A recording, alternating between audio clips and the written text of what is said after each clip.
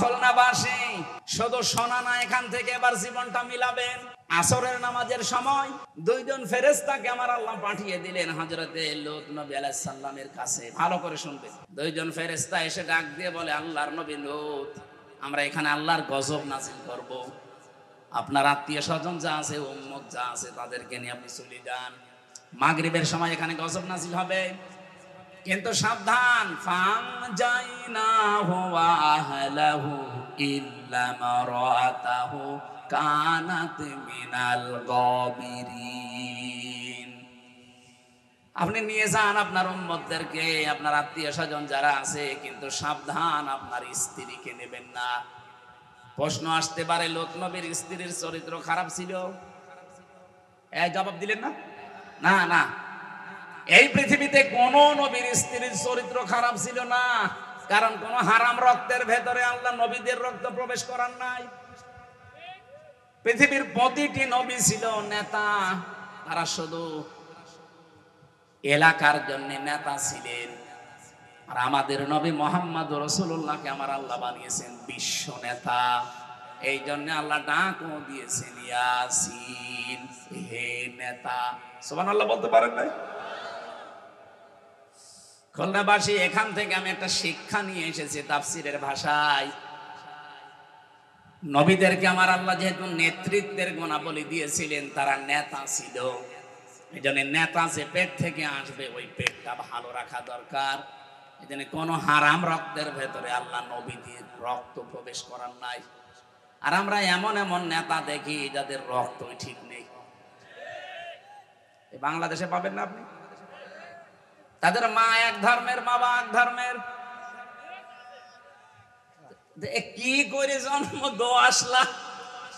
আরে ভাই, যে কোনো এক ধর্মের হন, আপনি বাবা এক ধর্মের, মা আর এক ধর্মের। জেলে থাকাকালীন আমাকে 3 বছর একাধারে 24 ঘন্টা এক ঘরের ভেতরে তালা লাগিয়ে রেখেছিল। সিসি ক্যামেরা দিয়ে আমার কাছে কেউ আসতো না ভয়ে, বিশেষ করে আমার আর মামুনুল হকের কাছে। আসলে ওরা রিপোর্ট করতো উপরে যে এদের সাথে গোপনে ষড়যন্ত্র করছে কেউ। কারারক্ষীরা আসতো, তাও দূর থেকে সালাম দিত ইশারা দিয়ে, কারণ ক্যামেরায় আবার দেখা যায়। ওখান থেকে একদিন বললাম এক কারারক্ষীকে যে, ভাই সব সময় বন্দি করে রাখেন, কথাও তো বলতে দেন নাই 3 বছর, কারো সাথে কথাও বলতে দেয়নি। আপনি একটা বই নিয়ে আসেন, একটু পড়ি, সব সময় বসে থাকতে ভালো লাগে না, একটা কাজ দেন। জালানা দিয়ে, দরজা দিয়ে তো দেখা যায় কত মানুষ ওই যে কোপাকুপি করছে, জমিন কোপায়, বিভিন্ন রকমের জিনিস লাগায়। তাই আমার একটু কাজ দেন, অন্তত তোমার একটু ভালো লাগবে না, একটা বই নিয়ে এসে দেন। আল্লাহ ওই দিন থেকে বই নিয়ে এসেছে, বঙ্গবন্ধুর আত্মজীবনী। ছাতা পড়ি করবো না, হুজুরের ভেতরে জিনিস আছে। এদের সময় যেহেতু কাটে না, সারাদিন সারা রাত ওইটা একই পড়তাম। পুরাটা কয়েকবার শেষ করলাম, বললাম ভাই আর একটা বই নিয়ে আসেন। বই নিয়ে এসেছে বঙ্গবন্ধুর ছেলেবেলা। ও, শুধু ওই বঙ্গবন্ধু, আর কোনো বই নেই। পরের সপ্তাহে আর একটা বই দিয়েছে, বঙ্গবন্ধুর চীন সফর। আপনার আর বই নিয়ে আসার দরকার। ওই যে পাশের সেল আছে, হিমেল বিল্ডিং এ থাকে, এটিএম আজহারুল ইসলাম, ওনারা যে বলবেন হামজা বই চেয়েছে, দেখবেন বই কারে বলে দেবে। আল্লাহর বান্দা 2টা বই পাঠিয়েছিল, আল্লাহর ইশারা মনে হয় 2টাই তাফসীর, তাফহিমুল কোরআন আর ফি জিলালিল কোরআন। ওখান থেকে যেগুলো নোট করেছিলাম হালকা হালকা, ওইগুলো আজকে কিছু বলবো, থাকবেন না আপনারা? তো ওখানে যে পড়েছিলাম ওনার জীবনী, আত্মজীবনীর ভেতরে বঙ্গবন্ধুর ছেলেবেলা। আর একটা বই আমি বাইরে এসে কিছুদিন আগে পড়লাম, আমার ফাঁসি চাই। আমার মনে হয় এই বইটা বাংলাদেশে সবার একবার করে পড়া দরকার। কথা বলছেন না কেন? কত মিথ্যা যে আমরা জানি, আর সত্য কি কিছুটা হলো আমার ফাঁসি চাই। মতিয়ার রহমান রেন্টু সাহেবের লেখা, এটা পড়লে আপনি কিছুটা আঁচ করতে পারবেন। এখানে আমি পড়ে দেখেছি, যাদেরকে আমরা বিশ্ব নেতা বলে চালাতে চাই, এই মানুষগুলোর বাবা এক ধর্মের, মা আর এক ধর্মের। অথচ কোন নবীর রক্তকে আল্লাহ কোন হারাম রক্তের ভেতরে প্রবেশ করার নাই। এই জন্য নবীর স্ত্রীর চরিত্র, লূত নবী ভালো ছিল, তার চরিত্র খারাপ না, সে চরিত্রহীনাও ছিল না, কিন্তু তলে তলে সে চরিত্রহীন মানুষদেরকে সাপোর্ট করত। আল্লাহ পাক এই জন্য ইল্লাম রাতাহ দিয়েছেন যে তোমার স্ত্রীকে নেওয়া যাবে না। প্রশ্ন আসলো যে কেন? আমার স্ত্রী তো ভালো, সে চরিত্রহীনা না, সে চরিত্র খারাপও তার না, কিন্তু চরিত্রহীনদেরকে সাপোর্ট করার কারণে আল্লাহ তাকেও ধ্বংস করে দিলেন। অখলনাবাসী বিবেকের কাছে প্রশ্ন করেন। অনেকেই বলে হুজুর আমি ভালো তো, আমার ব্যবসা হালাল, আমার বউ পর্দায় থাকে, আমি 5 ওয়াক্তের জায়গায় তাহাজ্জুদ মিলে 6 ওয়াক্ত নামাজ পড়ি, আমি হজ করে এসেছি, এটা আমিও জানি। কিন্তু বহু মানুষ এইরকম আছে, তারা তলে তলে চরিত্রহীন মানুষদেরকে সাপোর্ট করে। এ খুলনায় নেই? বলেন। যারা চরিত্রহীন মানুষদেরকে সাপোর্ট করেছিলেন, আপনাকেও লূত নবীর স্ত্রীর সাথে জাহান্নামে যাওয়া লাগবে। নাই তো ওই মহিলার দোষ কি ছিল? সে তো নিজে ভালো, কিন্তু একজন খারাপ মানুষকে সাপোর্ট করে যদি জাহান্নামে যায়, সামনে যে সময় আসতেছে ঈমানের উপরে পরীক্ষা আসবে, যাই আসুক না কেন আমরা কোনো খারাপ মানুষকে সাপোর্ট করব না, রায় দেব না। মাইয়াশফা শাফাআতান হাসানাতাই ইয়াকুল্লাহু নাসীবুম মিনহা ওয়া মাইয়াশফা শাফাআতান সাজ্জিআতাই ইয়াকুল্লাহু কিফলুম মিনহা ইলা আখিরি আয়াত। এটা সূরা নিসা 85 নম্বর আয়াতে আছে, 5 নম্বর পারার 10 নম্বর পৃষ্ঠার 11 নম্বর লাইনে আছে। তাফসীরে ফি জিলালিল কোরআন এই ব্যাখ্যাটা পাবেন।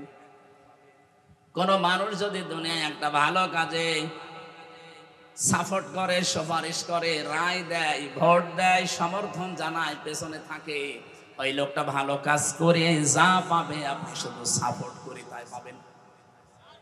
বাড়ি যেয়ে বলবেন সুবহানাল্লাহ। কোন মানুষ যদি দুনিয়ায় অন্যায় কাজ করেন, আর অন্যায় কাজে আপনি যদি সাপোর্ট করেন, ওই যে মহিলার মতো অন্যায় কাজ করে যদি জাহান্নামে যায়, আপনি সাপোর্ট করে রায় দিয়ে পেছনে থেকেও জাহান্নামে যাওয়া লাগবে। যা করবে আপনি ওইটার ভাগাভাগি হিসাবে পেয়ে যাবেন। কিয়ামতের ময়দানে আয়াতের তাফসীরে আমি নিজে পড়েছি, বহু মানুষ এমন উঠবে তাদের আমলনামায় হজের সওয়াব লেখা থাকবে। বলবে রব্বুল আলামিন, আমি এই অবস্থায় ছিলাম দুনিয়ায়, আমি হজ করিনি, তোমার ফেরেশতারা হজের সওয়াব লিখেছে, এটা মনে হয় ভুল করে ফেলেছে। আল্লাহ পাক বলেন, বান্দা আমিও জানি তুমি হজ করনি। এমন মানুষকে সাপোর্ট দিয়েছিলে, রায় দিয়েছিলে, যে লোকটা ক্ষমতায় যে হজে যাওয়ার যত কার্যক্রম সহজ করে দিয়েছিল। আমাদের পাশের রাষ্ট্র ভারত, এখান থেকে হজে যেতে যা লাগে তার 4 গুণ বেশি টাকা লাগে আমাদের, শুধু বর্ডার পার হওয়ার কারণে। কেন এত বেশি লাগবে কেন? মালয়েশিয়াতে আমি যেই দোকানে যেই আমার এই কাপড়গুলো সেলাই করছিলাম, ওই দোকানে 3টা দেশের লোক পেলাম আমি। থাইল্যান্ড থেকে একজন এসেছে, মাত্র 30,000 টাকা খরচ, তার মাসে 2 লাখ টাকা উপায়। বাংলাদেশের যশোর এলাকায় অভয়নগর থেকে একজন আছে, ওখানে কাজ করছে, তার 7.5 লাখ টাকা খরচ, তারও মাসে 2 লাখ টাকা উপায়। পাকিস্তান থেকে একজন এসেছে, তার উপায়, তার খরচ হয়েছে 2,20,000 টাকা বাংলাদেশের টাকায়, তারও উপায়। ওই দর্জির দোকানে 4 জনে কাজ করছে, তারও উপায় মাসে 2 লাখ টাকা। ভারত থেকে একজন গেছে, তার খরচ হয়েছে 1,20,000, 1,20,000, 2,20,000 আর মাত্র 30,000। আর আমাদের বলেন বলেন 7.5 লাখ, অথচ 4 জনের উপায় কিন্তু 2 লাখ করে প্রতি মাসে মাসে। আপনি হিসাব করে বলেন তো, এটা বৈষম্য না? এক কথা বলেন না কেন? কত বড় বৈষম্য! আমি 7.5 লাখ টাকা খরচ করে আমার উপায় মাসে 2 লাখ, আর ওই লোকটা মাত্র 30,000 টাকা খরচ করে ওর মাসে 2 লাখ। কেউ 1,20,000 টাকা খরচ করে দাদাদের দেশ থেকে গিয়েছে, তারও 2 লাখ। পাকিস্তান থেকে 2,20,000 আসে, তারও 2 লাখ। ওনারে বললাম যে ভাই এত ডিফারেন্স কেন খরচ? অথচ বাংলাদেশ, আমরা ভারতের আর আমরা তো পাশাপাশি। কলকাতা থেকে একজন যদি যায়, আর এই যশোর থেকে খুলনা থেকে একজন যদি যাই রাস্তা পিরায় সমান সমান মালয়েশিয়ার সমান না, এত খরচ বেশি কেন? আচ্ছা এখানে 3 জন টাকা খায়, সালমান এফ রহমান আর শেখ হাসিনার ছোট বোন রেহেনা আর একজন মন্ত্রীর নাম বললো, এই 3 জন এখানে ভাগ বসায়, খরচ আমাদের ওই 1,20,000 হলে আমরাও আসতে পারি, বাকি এই 5.5 লাখ 6 লাখ টাকা ওই আল্লাহর ওলি দেখায়।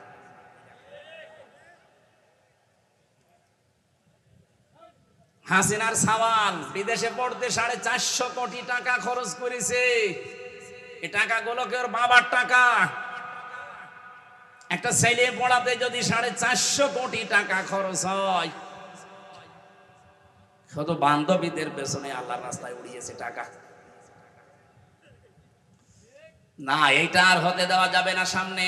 এই জন্যই তো কালাম ভাই এই কথাই তুলে ধরেছিলেন, আরে ভাই আপনি এমন মানুষকে কেন সাপোর্ট করবেন যে লোকটা ক্ষমতায় যে 620টা বাড়ি বানাবে?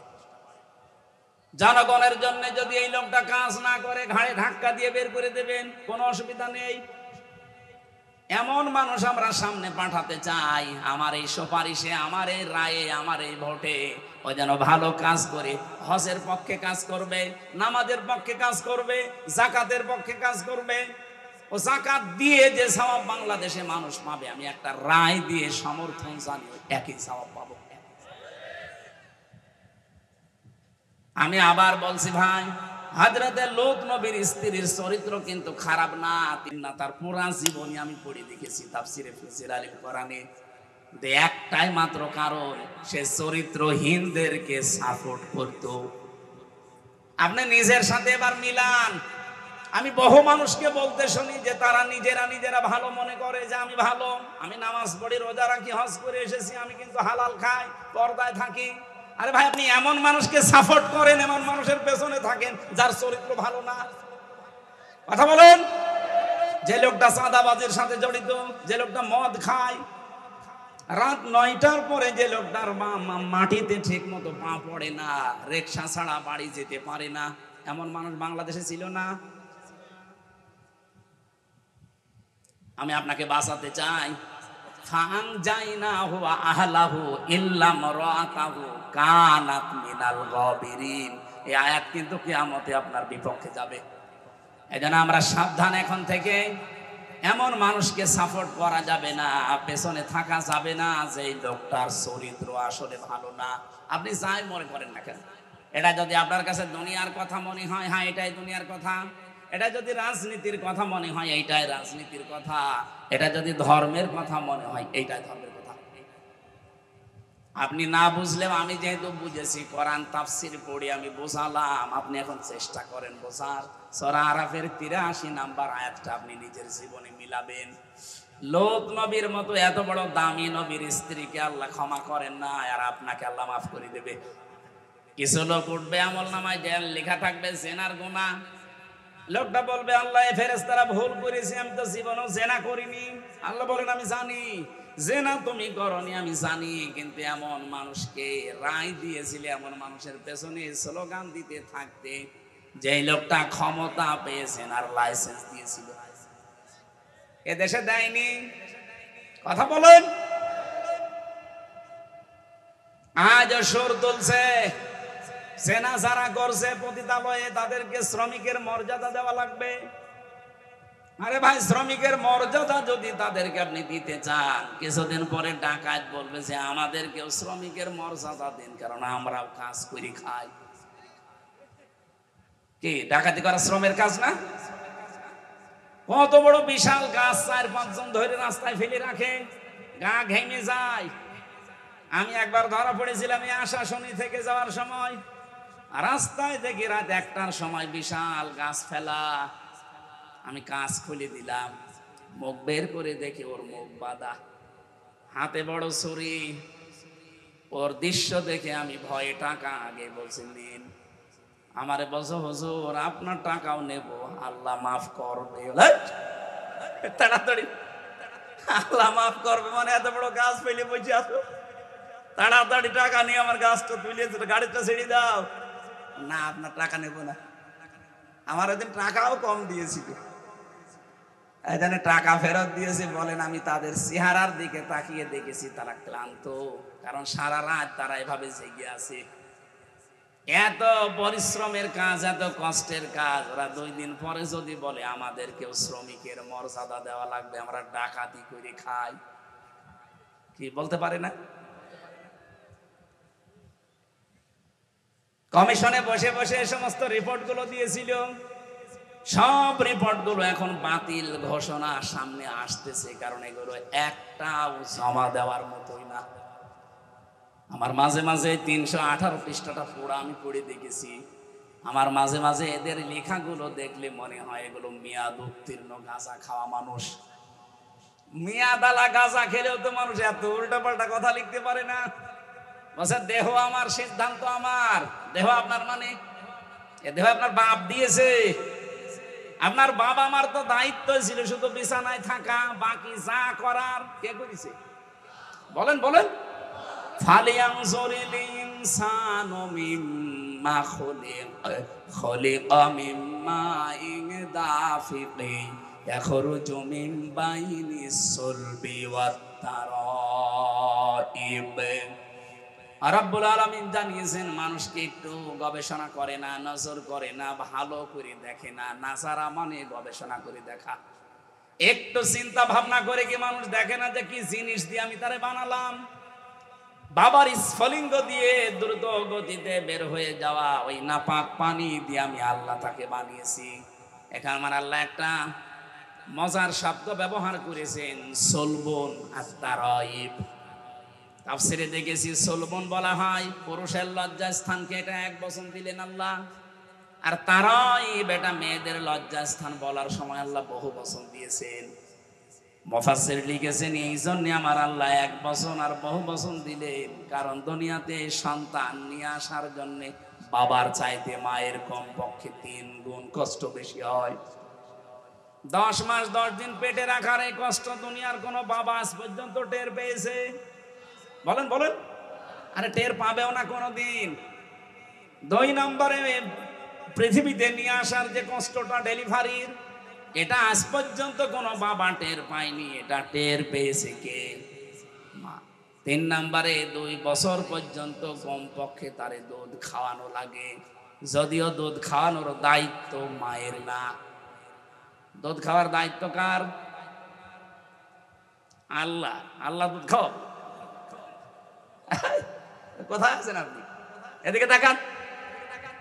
এখানে আমি আলেমদেরকে এবার বলছি কিভাবে কোরআন পড়েন আমি জানি না, এটা পরিচিত আয়াত, কিন্তু সূরা বাকারা 233 নম্বর আয়াতটা আমরা পড়ে দলিল দেই। ওয়াল ওয়ালিদাতু ইরদি'না আওলাদাহুন্না হাওলাইনি কামিলাইনি লিমান আরাদা আইয়ুতিম্মার রাদা। যেহেতু লিমান আরাদা আইয়ুতিম্মার রাদা এটা মুযাক্কার শব্দ, আমি আল্লাহ আদেশ দিয়েছি সন্তানকে 2 বছর দুধ খাওয়ানো লাগবে, এই দায়িত্বটা বাবার। মুযাক্কার দিয়েছেন, এটা পুরুষবাচক শব্দ, নারীবাচক শব্দ আল্লাহ দেননি। মুআন্নাস আল্লাহ না দিয়ে মুযাক্কার দিলেন। আল্লাহ পাক নারী শব্দ না দিয়ে পুরুষবাচক শব্দ দিয়েছেন এই জন্যে, কারণ দুধ খাওয়ানোর দায়িত্ব পৃথিবীতে কোনো মায়ের না, এ দায়িত্বটা আল্লাহ দিয়েছে বাবাকে। আপনি বলেন তো আদম নবী থেকে শুরু করে আজকের এই দিন পর্যন্ত কোন বাবা আজ পর্যন্ত সন্তানকে দুধ পান করিয়েছে? বলেন বলেন।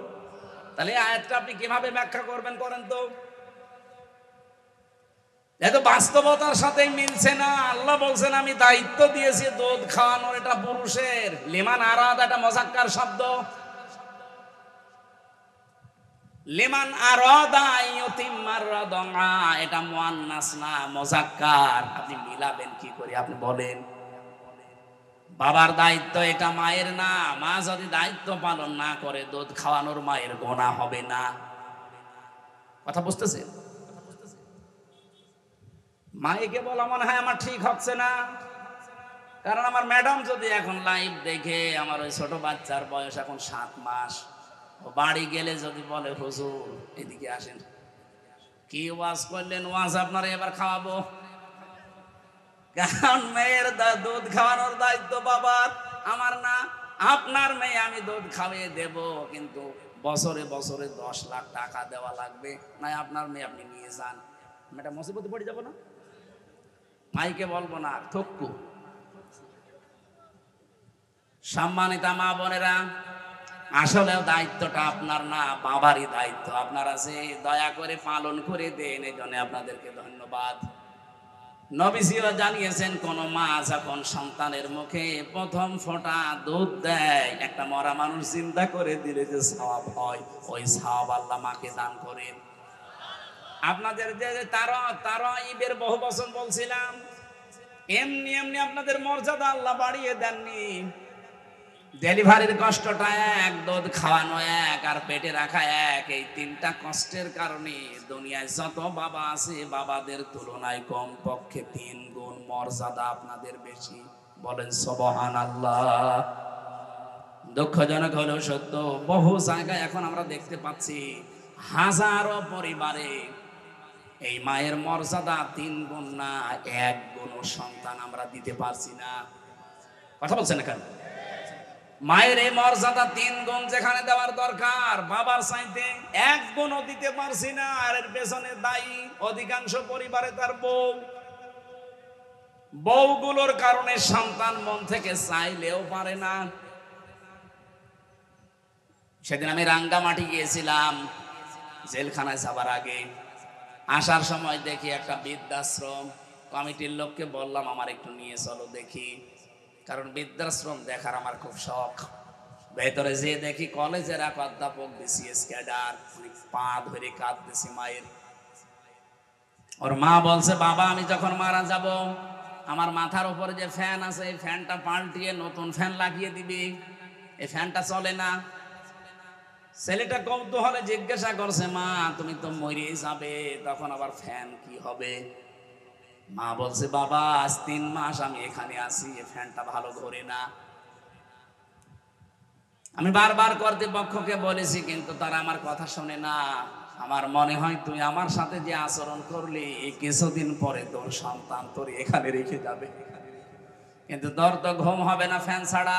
ছোটবেলা থেকে তোকে আমি বাতাস দেওয়া ছাড়া ঘুম পাড়াতে পারি না, তোর কষ্ট হয়ে যাবে, জানে তোকে আগে থেকে সতর্ক করলাম, ফ্যানটা আগে পাল্টিয়ে দিস, তোরই উপকার হবে।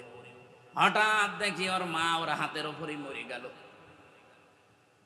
কান্নাকাটি করছিল, আর আমার দিকে তাকিয়ে বলছে, হুজুর আমার দিকে আপনি খারাপ ধারণা করবেন না, এই দোষ শুধু আমার একা না, এ দোষ আমার বউ। আমার 2টা ছেলে মেয়ে আছে, তাদের মুখের দিকে তাকিয়ে আমি তালাকও দিতে পারি না। 3 মাস আগে এই বউ আমারে বারবার বলেছে, এই বুড়ি থাকলে আমি তোমার ভাত খাবো না। বাধ্য হয়ে পরিবার বাঁচাতে আমার মাকে রেখে গিয়েছিলাম এই বৃদ্ধাশ্রমে। 3 মাস হয়ে গেল, আজকে আমার মাটা মরে গেল। দুনিয়াতে নাম ধরে ডাকার মতো আমার আর কেউ নেই। খুলনাবাসী, আমার তো মনে হয় শুধু রাঙ্গামাটির ওই প্রফেসর না, এখানে বহু মানুষ আমরা বসে আছি যারা সন্তানের কাছে আর পুত্রবধূর কাছে ওই মহিলার মতো। তাদের হক আদায় 3 গুণ তো দূরের কথা, 1 গুণও আজ পারছি না। আমাদের একটু খেয়াল করা দরকার ভাই। আল্লাহ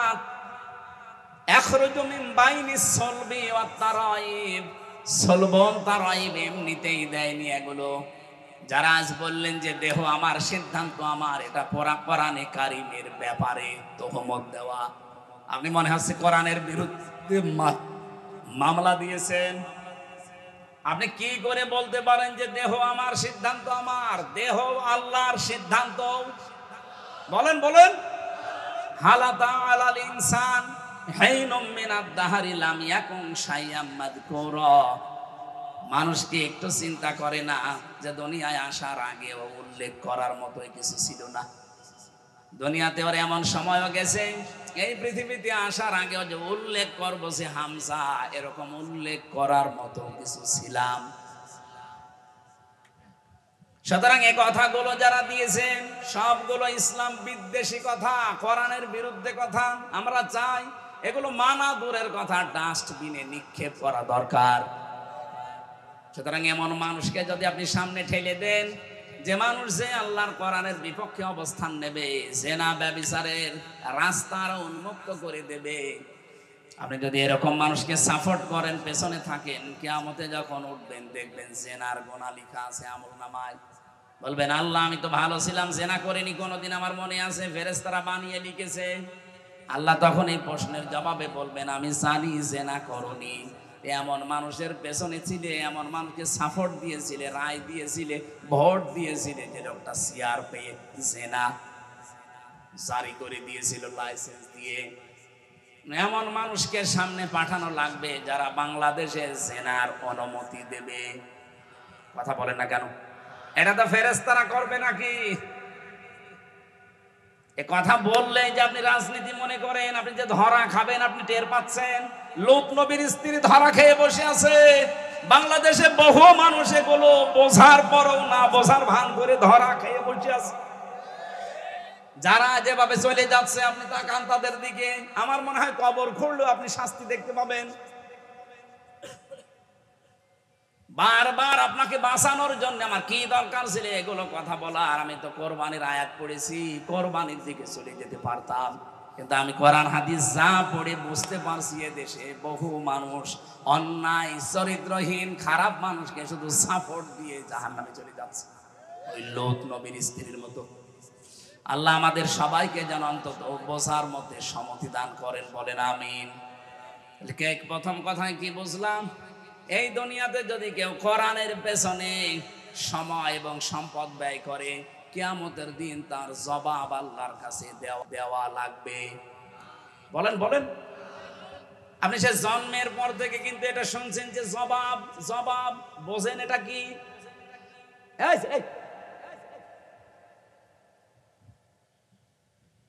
এই শব্দটা যে কত কঠিন। কোরআনে কারিমে আল্লাহ পাক বলেন ইয়া আইয়ুহাল ইনসানু ইন্নাকা কাদিহুন ইলা রাব্বিকা কাদহান ফামুলাকি ফাআম্মা মান উতিয়া কিতাবাহু বিয়ামিনি ফাসাউফা ইউহাসাবু হিসাবান ইয়াসীরা। আমি জায়গা মতো আসবো, একটা কথা শুধু শিক্ষা দেওয়ার জন্য এই শব্দের ভেতরে আছে। এই জন্যে আল্লাহ রাব্বুল আলামিন যেই মানুষটার হিসাব ইয়াসীরা সহজ করে দেবেন, নবী যেই শব্দের ব্যাখ্যা করতে গিয়ে জানিয়েছেন সহজ হিসাব কি বোঝো তোমরা? সাহাবীরা বললেন আল্লাহ রাসূল ভালো জানে। তিনি বললেন সহজ হিসাব হচ্ছে ওইটা, আল্লাহ যদি কাকে মাফ করতে চায় আস্তে করে তাকে পর্দার আড়ালে ডেকে নিয়ে ঘিরে ফেলবে কুদরতের চাদর দিয়ে, আস্তে করে ঘিরে নেবে ময়দান থেকে আলাদা করে। যদি আল্লাহ কাউকে হিসাব ইয়াসীরা দান করতে চায় যে তোর হিসাবটা আমি সহজ করে দেব, আস্তে করে ঘিরে ফেলবে ফেরেশতাদেরকে দিয়ে। মনে করেন আসাদ ভাইকে ঘিরে ফেলেছে, চারিদিকে ঘিরে আমার আল্লাহ নিজে তাকে সামনে দাঁড় করিয়ে বলবে আসাদ এই কাজগুলো করেছিলি। সবগুলো ভিডিও ফুটেজ আকারে একটা একটা করে যখন তাকে দেখাবে, দেখে ওর মনটা কান্নায় ভেঙে পড়বে। কারণ আমি জানি এখন আর গোপন করে কোনো লাভ নেই। মাথা নিচু করে বলবে আল্লাহ আমার কিচ্ছু করার নেই, আমারে মাফ করে দেন। রব্বুল আলামিন বলেন এই যে অসহায়ত্ব, এই কান্না জড়িত কণ্ঠ, ওর মুখের দিকে কাকতি মিনতির দিকে তাকিয়ে শেষ পর্যন্ত আল্লাহ বলবেন যা করে মাফ করে দিলাম, কাউকে বলবি না, জান্নাতে চলে যা। এইটার নাম হিসাব ইয়াসীরা। এটার জন্য দুনিয়াতে কিছু খোঁজ করা লাগে। আমি তাফসিরে তাবারির ভেতরে পড়েছি খলিফাতুল মুসলিমিন, এই এদিকে তাকান, হযরতে ওমর রাদিয়াল্লাহু তাআলা আনহু তার সন্তান আব্দুল্লাহ ইবনে ওমরকে তিনি ভর্তি করলেন মক্তবে। ওনার সাথে পড়তো ওই দেশের প্রধান বিচারপতি হযরতে আলীর সন্তান হুসাইন। বারবার টেবিলের উপর থেকে কলম ফেলে দেয় আর বলে আব্দুল্লাহ তুলে দাও, আরেকবার দেয় তুলে দাও, আরেকবার ফেলে দিয়ে তুলে দাও।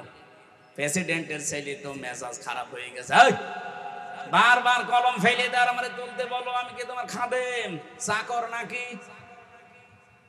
হযরতে হোসাইন ওই দিন বলেছিলেন, তুমি শুধু খাদেম না, চাকর না, তুমি খাদেমের বাচ্চা। খাদেম, একটা মেম্বারের ছেলেকে যদি কেউ অপমানসূচক কথা বলেন, ওরই দাপট দেখে কে?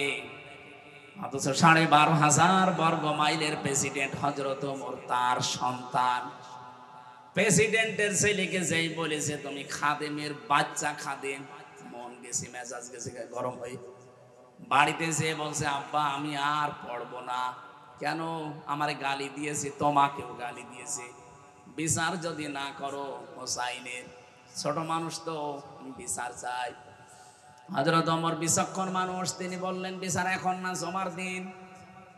খুতবা চলাকালীন তিনি বললেন, এখানে কি কেউ আছে? হোসাইন বলে, এদিকে আসো সামনে। তুমি আমার সন্তানটাকে গালি দিয়েছো, ছোট করেছো বন্ধুদের সামনে, আবার আমাকেও দিয়েছো। বলে, হ্যাঁ দিয়েছি। কেন দিলে? হযরত হোসেন বলে, খলিফা যেখানে দাঁড়িয়ে আছেন, এই যে মেম্বারে দাঁড়ান, বুকে হাত দিয়ে বলেন তো, আপনি কি আমার নানার খাদেম ছিলেন না? হযরত ওমরের কথা বন্ধ হয়ে গেছে। বলে, তাই তো, আমি তো তোমার নানার খাদেম ছিলাম, কিন্তু এটা তো সার্টিফিকেট লাগবে, তুমি লিখে দিতে পারবা এই কথাটা? কাগজ নিয়ে আসেন। খেজুরের পাতা নিয়ে এসেছে, উনি লিখে দিলেন, ওমর আমার নানার খাদেম ছিল, আমি দেখেছি। এতে হোসাইন ইবনে আলী সই করে দিলাম। যার কাগজটা হাতে নিয়ে হযরত ওমর চুমা খেলেন, ডাক দিয়ে বলে, নবীর সাহাবীরা, বিচার হয়ে গেছে।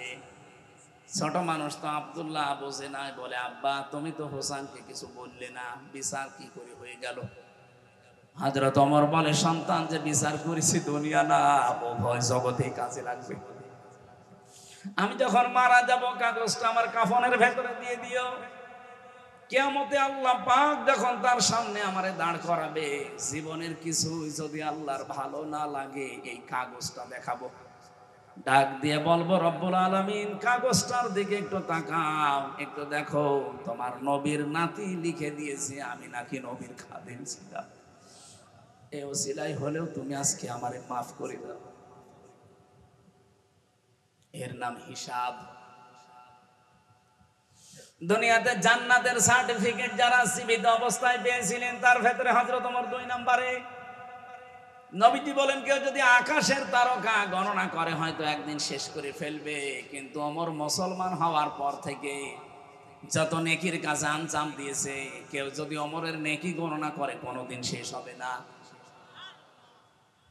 এই পৃথিবীতে বিশ্ব নবীর পরে যদি নবী হওয়ার যোগ্যতা কারো থাকতো, হযরত ওমর আল্লাহর নবী হয়ে যেত।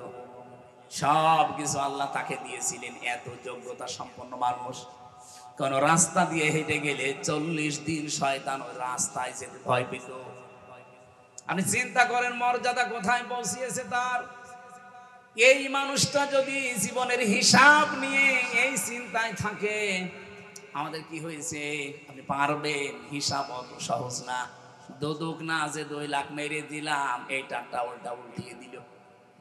সুম্মা তুসালুন্না ইয়াউমাইদিন আনিন নাঈম। আল্লাহ প্রতিটি নিয়ামতের পুঙ্খানুপুঙ্খানু জিজ্ঞাসা করবেন। আপনাকে আল্লাহ মেধা দিয়েছেন, মেধা কি কাছে কাটালেন, এটার জিজ্ঞাসা হবে। আপনাকে লেখনের শক্তি দিয়েছিল, কিভাবে লিখলেন, কার বিরুদ্ধে লিখলেন, কার পক্ষে লিখলেন, এটার হিসাবও দেওয়া লাগবে। সম্পদ কামাই করেছিলেন কি করে খরচ করলেন, ওইটাও দেওয়া লাগবে। এজন্য হিসাব বড় কঠিন জিনিস, আমরা এখনো টের পাইনি। আমার প্রথম কথাই ছিল এটা, কেউ যদি এই কোরআনটার পেছনে সময় আর সম্পদ ব্যয় করে, কিয়ামতের দিন তার হিসাব আল্লাহর কাছে দেওয়া লাগবে না। বলেন সুবহানাল্লাহ। এজন্য আজকে থেকে চেষ্টা করবেন সারাটা জীবন যেন কোরআনের পেছনে ব্যয় হয়, জবাবই যেন দেওয়া না লাগে। কি কথা বলছেন? 2 নম্বরে, পরিবারস্থ লোকদের জন্য যদি খরচ করেন, জবাব দেওয়া লাগবে না। ওটা বা জায়েজ হওয়া লাগবে। পরিবারে আপনার বউ, আপনার মেয়ে, আপনার ছেলে বলছে বাবা ডিশ এন্টিনা লাগিয়ে দিন, ওইটার জবাব দেওয়া লাগবে না। 3 নম্বরে, কেউ যদি জিহাদের ময়দানে টাকা পয়সা খরচ করে, সময় ব্যয় করে, তাহলে ওই সম্পদের হিসাব আল্লাহর কাছে দেওয়া লাগবে না। এই পৃথিবীতে আমার মনে হয় এখন সব চাইতে বড় জিহাদের ময়দান হচ্ছে কোরআনের ময়দান। এই কোরআনটা 54 বছর চলছে বাংলাদেশ স্বাধীন হওয়ার পরে, এখনো পর্যন্ত কায়েম হয়নি। আমি আমার বাড়িতে বলে গেলাম আমার স্ত্রীকে, আমার মেয়েকে, আমার ছেলেকে যে আমি চলে যাচ্ছি, এই কাজগুলো তোমরা করে রাখবা, আমি এসে জানো দেখি কাজ হয়ে গেছে। আমি সফর থেকে ফিরে এসে দেখি একটা কাজে হাত দেয়নি, আমার রাগ হবে না? আসতে বলেন, হ্যাঁ কথা বলেন না কেন? কি বুঝলেন এখান থেকে? আমার একটা সলিমদ্দি কাজ দিয়ে গেল, পরিবারের লোক যদি কাজটা আঞ্জাম না দিয়ে ফেলে রাখে যেমন কষ্ট হয় আমার। এই জমিনটা আল্লাহ বানিয়েছে তার কোরআনে কারিমকে বিজয় করার জন্য, প্রতিষ্ঠা করার জন্য। আনাকিমুদ্দিন এ শব্দ দিয়েছেন, অথচ আজ পর্যন্ত 54 বছরে এটা কায়েম হয়নি। আল্লাহর রাগ হচ্ছে না? আপনার বিবেকে কি বলে আল্লাহর রাগ হচ্ছে না? এরপরও আল্লাহ কিছু বলে না কেন? ওনারা কিন্তু সত্যিই বলছে, আমার যেমন রাগ হয়েছিল পরিবারে ফিরে যে যাই একটা কাজও করো নাই, ফেলে রেখেছো। আল্লাহরও রাগ হচ্ছে যে 54টা বছর তোরা স্বাধীন হলি, 92 মুসলমান তোরা এখানে বাস করিস, এর পরেও কেন এটা কায়েম হয়নি? দেশটা স্বাধীন হওয়ার পর থেকে যে মানুষগুলো স্বাধীনতা পাওয়ার জন্য চেষ্টা চালিয়েছিল, এই দেশে কিছু কুলাঙ্গার সেই জাতির শ্রেষ্ঠ সন্তানদেরকে এখন কালার করার জন্য, ডিভাইডেড করার জন্য চেষ্টায় আছে। যুদ্ধ হওয়ার পরে 71 সালের 72 সালে আপনি যান ইতিহাস, আমি আজকেও পড়লাম, অধ্যাপক গোলাম আজম রহমতুল্লাহ আলাইহি সৌদি আরবে গিয়ে ওই সময় যিনি সৌদির বাদশা ছিলেন তাকে বলেছিলেন যে আপনি বাংলাদেশকে স্বীকৃতি দেন। সৌদির বাদশা ওই সময় বলেছে না, আমি দেব না, কারণ দেশটাতে বঙ্গবন্ধু ধর্ম নিরপেক্ষ মতবাদ কায়েম করেছে, আর যেটা ভারত চায় সেইটাই চলছে, আমি এ দেশের স্বীকৃতি দেব না। উনি ওই দিন প্রায় 1 ঘন্টা 10 মিনিট ধরে তাকে বুঝিয়েছিলেন যে আপনি শুধু বঙ্গবন্ধু আর ভারতের দিকে তাকিয়ে যদি দেশটার স্বীকৃতি না দেন, এখানে 92% মুসলমান বাস করে। এই মুসলমানগুলো আস্তে আস্তে দিন যত যাবে তারা ধর্ম নিরপেক্ষ মতবাদের এই চাপায় পড়ে শেষ পর্যন্ত ওরা আল্লাহর সাথে শিরিক করবে। আপনি কিয়ামতে জবাব দেবেন কি? আপনি জবাব দেবেন কি বলেন? উনি যখন জবাব দিতে পারে না, উত্তর দিতে পারে না, শেষ পর্যন্ত বলেছে ঠিক আছে আমি স্বীকৃতি দিলাম। এই স্বীকৃতি আদায় করার জন্য বাংলার যে শ্রেষ্ঠ সন্তান চেষ্টা চালিয়েছে, ভাষা সৈনিক, আজ তাকে কালার করার জন্য কিছু কোলাঙ্গার ফুটে পড়ে লেগেছে। কথা বলেন না কেন? পাকিস্তানের যারা সহযোগী রাজাকারদের, আরে ভাই ওই সময় যারা যুদ্ধ অপরাধ করেছে তারা হচ্ছে পাকিস্তানের সেনারা। আর ওই সময় এই দেশে যাদের নামে মামলা হয়েছে, আমি আজকেও পড়লাম 37,471টা মামলা হয়েছিল। 37,471টা মামলা হয়েছিল ওই সময়। আপনি পুরা মামলার একটা একটা করে সব আমি কপি করে রেখেছি, আজকে পুরাটা আজ দিনের বেলায় পড়লাম। একটা জামাতের কর্মীর নামে, নেতার নামে কোনো মামলার তালিকা নেই। আপনি এর পরেও কেন মিথ্যা তহমতে 54 বছর দিয়ে যাচ্ছেন এই মাজলুম দলটার উপরে বলেন? আর একটা মীমাংসিত জিনিস আবার সামনে নিয়ে এসে কোন কারণে বাতিলদেরকে আমাদের বিরুদ্ধে, এই দেশের জনগণের বিরুদ্ধে লাগাতে চান? যারা বলে এই দেশের মানুষ পাকিস্তানপন্থী, এ কথা যারা বলবে অবশ্যই তারা ভারতপন্থী। এই কথা বলেন না কেন? আমার মনে হয় যারা ভারতপন্থী, ভারত প্রীতি দেখাবে এসেছেই হোক, উপদেষ্টা হোক আর দেশের যেই হোক, করে ন্যাংটা করে পিটানো লাগবে। নাউজুবিল্লাহ, ন্যাংটা করে পিটানোর কথা বলেছি, নাউজুবিল্লাহ। দেশ যে ডিভাইডেড করে যাচ্ছে, এই ভুয়া ধোয়া তুলেই তো 54 বছর আমাদেরকে আলাদা করে রেখেছিল। এই কথা বলেন না কেন? কোরবানির ইতিহাস শুনতে আসে, আজকে আসার সময় কানে কানে বলছে হুজুর কোরবানির কথা বলবেন। আরে ভাই, কোরবানি কি বোঝেন আপনি? যার কাছ থেকে আপনি কোরবানি পেলেন তিনি আমাদের জাতির পিতা ইব্রাহিম আলাইহিস সালাম। উনি যখন সন্তানের গলায় ছুরি লাগাবেন, ওই সময় আমার আল্লাহ তাকে ডাক দিয়ে কি বলেছিলেন, ওইটা যদি বাংলাদেশে আজ মেনে নিতে পারেন, আল্লাহর কসম এই কোরবানির আগে এদেশে ইসলাম কায়েম হয়ে যাবে। আর তো 22 দিন আছে, 22 দিনে কায়েম করা সম্ভব। আপনি একটু মিলান, ওটা আছে সূরা সফফাতের ভেতরে আছে, ফালাম্মা আসলামা ওয়া তাল্লাহু লিল জাবিন। ভালো করে খেয়াল করো, আল্লাহ বলেন ফালাম্মা, অতঃপর যখন, আসলামা 2 বছর, আল্লাহ বলেন দুইজনেই যখন এগ্রি হয়ে গেছে, রাজি হয়ে গেছে, সম্মত হয়েছে, ওয়া তাল্লাহু লিল জাবিন, এবং তার সন্তানটাকে জবাই করার জন্য যখন রাজি, একজন রাজির কথা আল্লাহ বলেন নাই, আসলামা 2 বছর।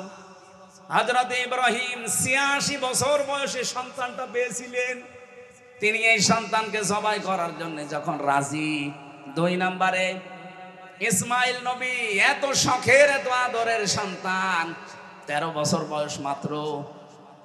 আপনি চিন্তা করতে পারেন পৃথিবীতে সবচেয়ে বেশি সৌন্দর্যের অধিকারী করেছিলেন আল্লাহ নবীদেরকে, তিনি নবী, সন্তানটাও নবী।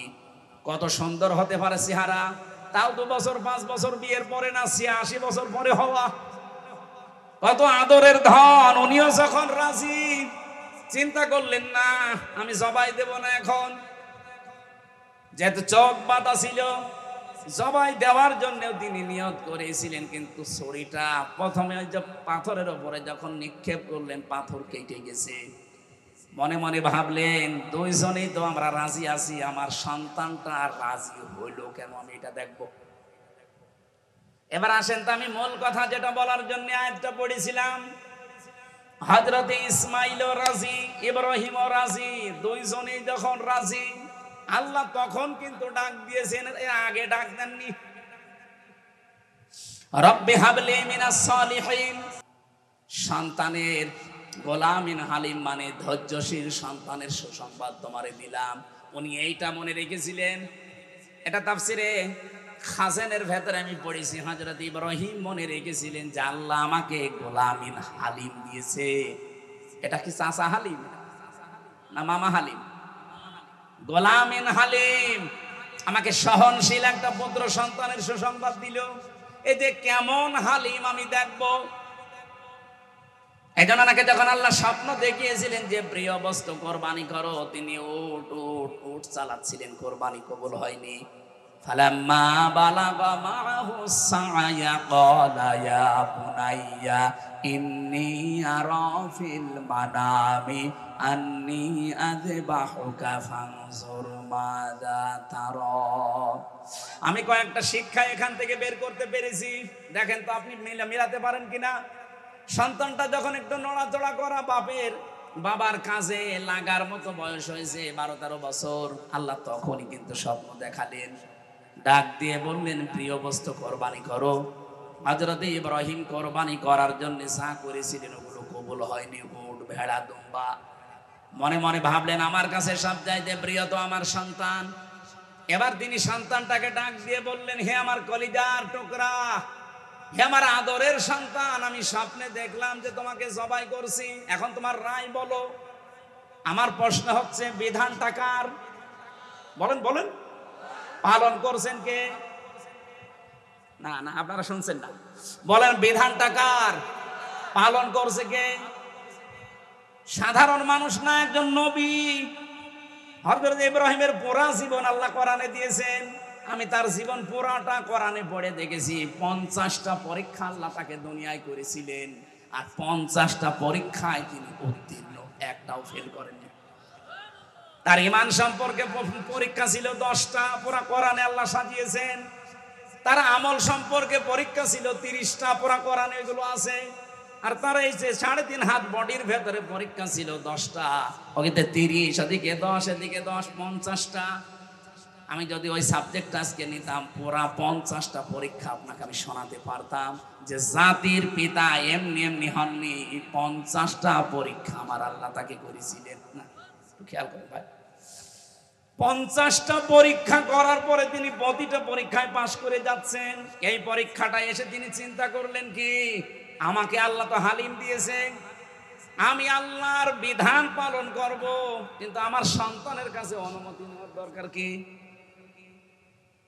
মনের ভেতরে বারবার প্রশ্ন আসতেছে, আমি তো আর যেমন তেমন সন্তান চাইনি, আর 86 বছর একাধারে দোয়া করে করে সন্তানটা আল্লাহ দিয়েছে।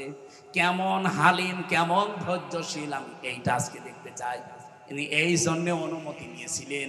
তাছাড়া বিধান আল্লাহর পালন করবে একজন নবী, ওই ছোট মানুষের কাছে অনুমতি নেওয়ার দরকার পড়ে না। অনুমতি নেওয়ার জন্য তিনি জিজ্ঞাসা করলেন যে আমি কেমন হালিম আল্লাহর কাছ থেকে পেয়েছি, আজকে আমি পরীক্ষা করব। পরীক্ষায় সন্তানটাও পাশ করে গেছে। ইয়া আবাতি ফাআল মা তুমারু সাতাজিদুনি ইনশাআল্লাহু মিনাস সাবিরিন।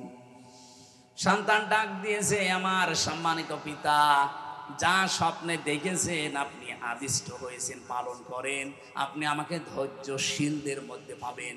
হযরত ইব্রাহিম ভাবছিলেন যে আমার সন্তান মনে হয় নিজেকে একটু অহংকার বোধ করবে, এই জন্যে এখানে সবের বলতে পারতেন। সাবিরিন বলার পরে ইব্রাহিম আলাইহিস সালাম তিনি খুশি হয়ে গেছেন, না, আমার এই সন্তান যেমন তেমন আল্লাহ দেয়নি, এ হালিম যা দিয়েছে আসলে এটা হালিম।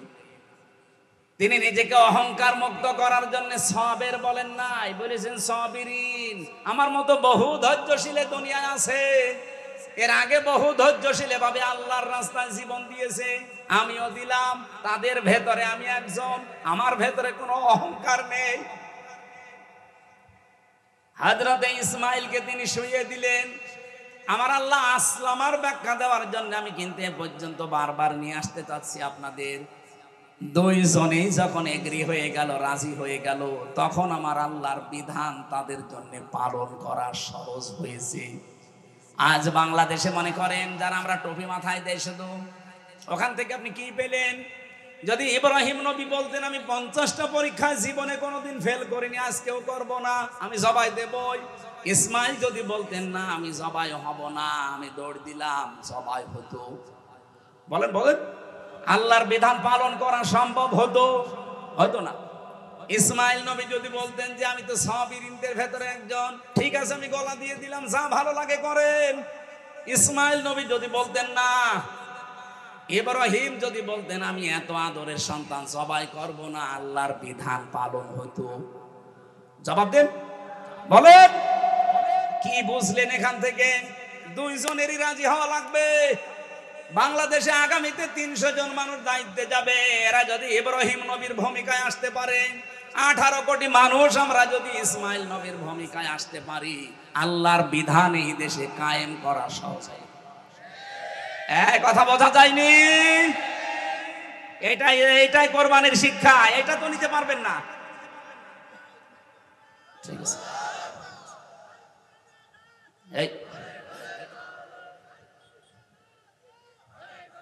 আল্লাহ রাব্বুল আলামিন তাকে ডাক দিয়েছিলেন, অনাদাইনাহু আইয়া ইব্রাহিম قد صدقت الرؤيا إنا كذلك نجزي المحسنين।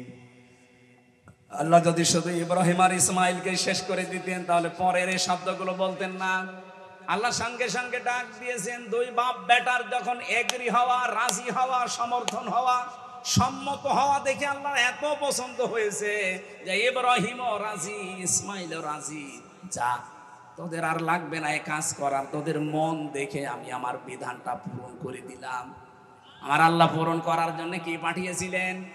দুম্বা। বলেন বলেন, আরো জোরে বলেন, অনাদাইনাহু আইয়া ইব্রাহিম ক্বাদ সাদ্দাকতার রুইয়া। হে ইব্রাহিম, আমি তোমাকে ডাকলাম, তোমাকে যে স্বপ্ন দেখিয়েছিলাম তুমি স্বপ্নকে সত্যে রূপ দিয়েছো। তুমি শুধু না, ইন্না কাযালিকা নাজিজিল মুহসিনিন, কিয়ামত পর্যন্ত যারা মুহসিন বান্দা তাদেরকে আমি আল্লাহ এইভাবে পুরস্কার দেব। হয়তো 2732 জন মানুষ জীবন দিয়ে গেল এই বাংলাদেশের বৈষম্য দূর করার জন্য, এদের জীবন পর্যন্ত কোরবানি করে গেল। এখন যারা আসবেন দায়িত্বে, ইব্রাহিমের ভূমিকা পালন করা লাগবে। যারা আমরা এখন জনগণ বেঁচে আছি, অন্তত আমরাও কিন্তু এই 2732 জনের ভেতরে পড়ে যেতে পারতাম। আল্লাহ আমাদেরকে এখন ওর ভেতরে না ফেলে বাঁচিয়ে রেখেছেন। এই মুহূর্তে আহ্বান জানাচ্ছি, দল মত সব ভুলে যান, জাতি বর্ণ ধর্ম নির্বিশেষে ইসমাইল নবীর ভূমিকায় আসেন। আমার আল্লাহ তার বিধান এই দেশে কায়েম করে দেবে। আর যেহেতু সময় 22 দিন আছে, আমরা চাই এই 22 দিনের ভেতরে দেশটা যেন পরিবর্তন হয়ে যায়। ইব্রাহিম আর ইসমাইলের ভূমিকা আমরা যদি সত্যি দেখাতে পারি, আর এটাও অত সহজও না, এই জন্য আল্লাহ কাযালিকা নাজিজিল মুহসিনিন এটা দেওয়ার পরে জানিয়েছেন ইন্না হাদা লাহুয়াল বালাউল মুবিন, অবশ্যই এটা সুস্পষ্ট বিশাল পরীক্ষা। এই বিশাল পরীক্ষা আমাদের সামনে যেহেতু চলে এসেছে, এ কঠিন পরিস্থিতিতে আমাদের উচিত হবে পৃথিবীতে সবচাইতে প্রিয় যেমন ইসমাইল ছিল, আমাদের জীবনেও সবচাইতে প্রিয় যা আছে সেগুলো সামনে এখন পেশ করা লাগবে। সূরা আলে ইমরানের এই কি 92 নম্বর আয়াতে সেইটাই আল্লাহ জানিয়েছেন, লান তানালুল বিররা হাত্তা তুনফিকু মিম্মা তুহিব্বুন, কখনোই নেকি পাবে না। এখানে লান তানালুল বিররা দিয়েছেন। বিররুন শব্দের অনেকগুলো অর্থ আমি পেয়েছি। বিররুন মানে নিজেকে সৎ কাজের জন্য বিলিয়ে দেওয়া। বিররুন মানে এটা জান্নাতের একটা বাগানের নাম। বিররুন মানে নেক কাজ। বিররুন মানে জনকল্যাণে নিজেকে সম্পৃক্ত করা। এটা ইবনে কাসিরের বর্ণনা বলছি। আল্লাহ বলেন কখনোই নেকি পাবে না, কখনোই জান্নাত পাবে না, কখনোই জান্নাতের পরিপূর্ণ নাজ নিয়ামত তোমার ভাগ্যে জুটবে না যতক্ষণ সবচাইতে প্রিয় জিনিস তুমি আল্লাহর জন্য না দেবে। এই পৃথিবীতে এখন আমাদের কাছে বলেন তো সবচাইতে প্রিয় জিনিস কি? যে যেখানে আছেন তার কাছে সবচাইতে প্রিয় হবে তার জীবনটা। কথা বলেন না কেন? বলেন বলেন। আমাদের জীবনটাই যদি সবচাইতে প্রিয় হয়, এইটাও যদি আল্লাহর রাস্তায় পরিপূর্ণভাবে না দিলে, আমার আল্লাহর নেকি পূর্ণাঙ্গ না দেন, সওয়াব পূর্ণাঙ্গ না দেন, তাহলে জীবনের বাকি যে মহাব্বত একেবারে সর্বোচ্চ চূড়ার পাশ থেকে আস্তে আস্তে যেগুলো একটু নরমালি আছে, এগুলো তো মাস্ট বি আল্লাহর জন্য দেওয়াই লাগবে। এই জন্য এখন থেকে আমার সময়, আমার চিন্তা ভাবনা সব কিছু কোরবানি করার জন্য প্র্যাকটিস করেন। যেহেতু মাত্র 22 দিন আছে এবারের কোরবানি, আর এই গত বছরের কোরবানির মতো যেতে দিতে চাই না। এমন কোরবানি করব বাংলাদেশে কোরবানি যেন ইতিহাস হয়ে থাকে। অলিকুল্লি উম্মাতি জাআলনা মানসাকান লিয়াযকুরু ইসমাল্লাহি আলা মা রাযাকাহুম মিন বাহিমাতিল আনআম। সূরা হজের 34 নম্বর আয়াতে আল্লাহ জানিয়েছেন প্রত্যেকটি জাতির জন্য আমি কোরবানির বিধানটা দিয়েছিলাম। আদম নবী থেকে আরম্ভ হয়েছে আজকে পর্যন্ত চলছে, কিয়ামত পর্যন্ত এই বিধান চলবে। কি এমন গুরুত্বপূর্ণ বিধান যে এতদিন আছে এখনো চলছে, চলবে? কি আছে এর ভেতরে? আমরা দেখি কোরবানি মানে বিশাল গরু জবাই করে খেয়ে ফেলা। না ভাই, এটার নাম কোরবানি না। লা ইয়ানালাল্লাহু লুহুমুহা ওয়ালা দিমাউহা ওয়ালাকিন ইয়ানালুহুত তাকওয়া মিনকুম। তোমাদের রক্ত, গোশত, চর্বি, চামড়া এগুলো আল্লাহর কাছে যায় না, যায় শুধু তোমাদের ভেতরের তাকওয়া। কোরবানির আসল উদ্দেশ্য কিন্তু তাকওয়া। এখন এই তাকওয়াটা নিয়ে আমাদের দেশে ভেজাল আছে। আমরা শুধু পোশাকের তাকওয়া খুঁজি।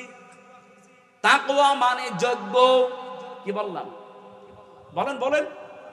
তাকওয়া মানে যোগ্যতা সম্পন্ন আপনাকে হওয়া লাগবে। সুতরাং এই দেশে যে যে জায়গায় আমরা আছি ওই জায়গায় আমাদেরকে যোগ্যতা সম্পন্ন হওয়া লাগবে, সৎভাবে। যতগুলো মানুষ আজ দায়িত্বে আছে এই দেশে, প্রায় 1628 জন মানুষ এখনো দায়িত্বে আছে। এ মানুষগুলো যদি যোগ্য হয় ওই জায়গায় এবং সৎ হতে পারে, আল্লাহর কসম সামনে দিন বিজয় কেউ আটকাতে পারবে না। আর এই তাকওয়া দরকার এখন সামনে এই কোরবানিতে। আপনি একেবারে সেই প্রথম দিন থেকে আরম্ভ করেন কোরবানি, নাকি বাড়ি চলে যাবেন? আরেকটু শোনা যাবে না?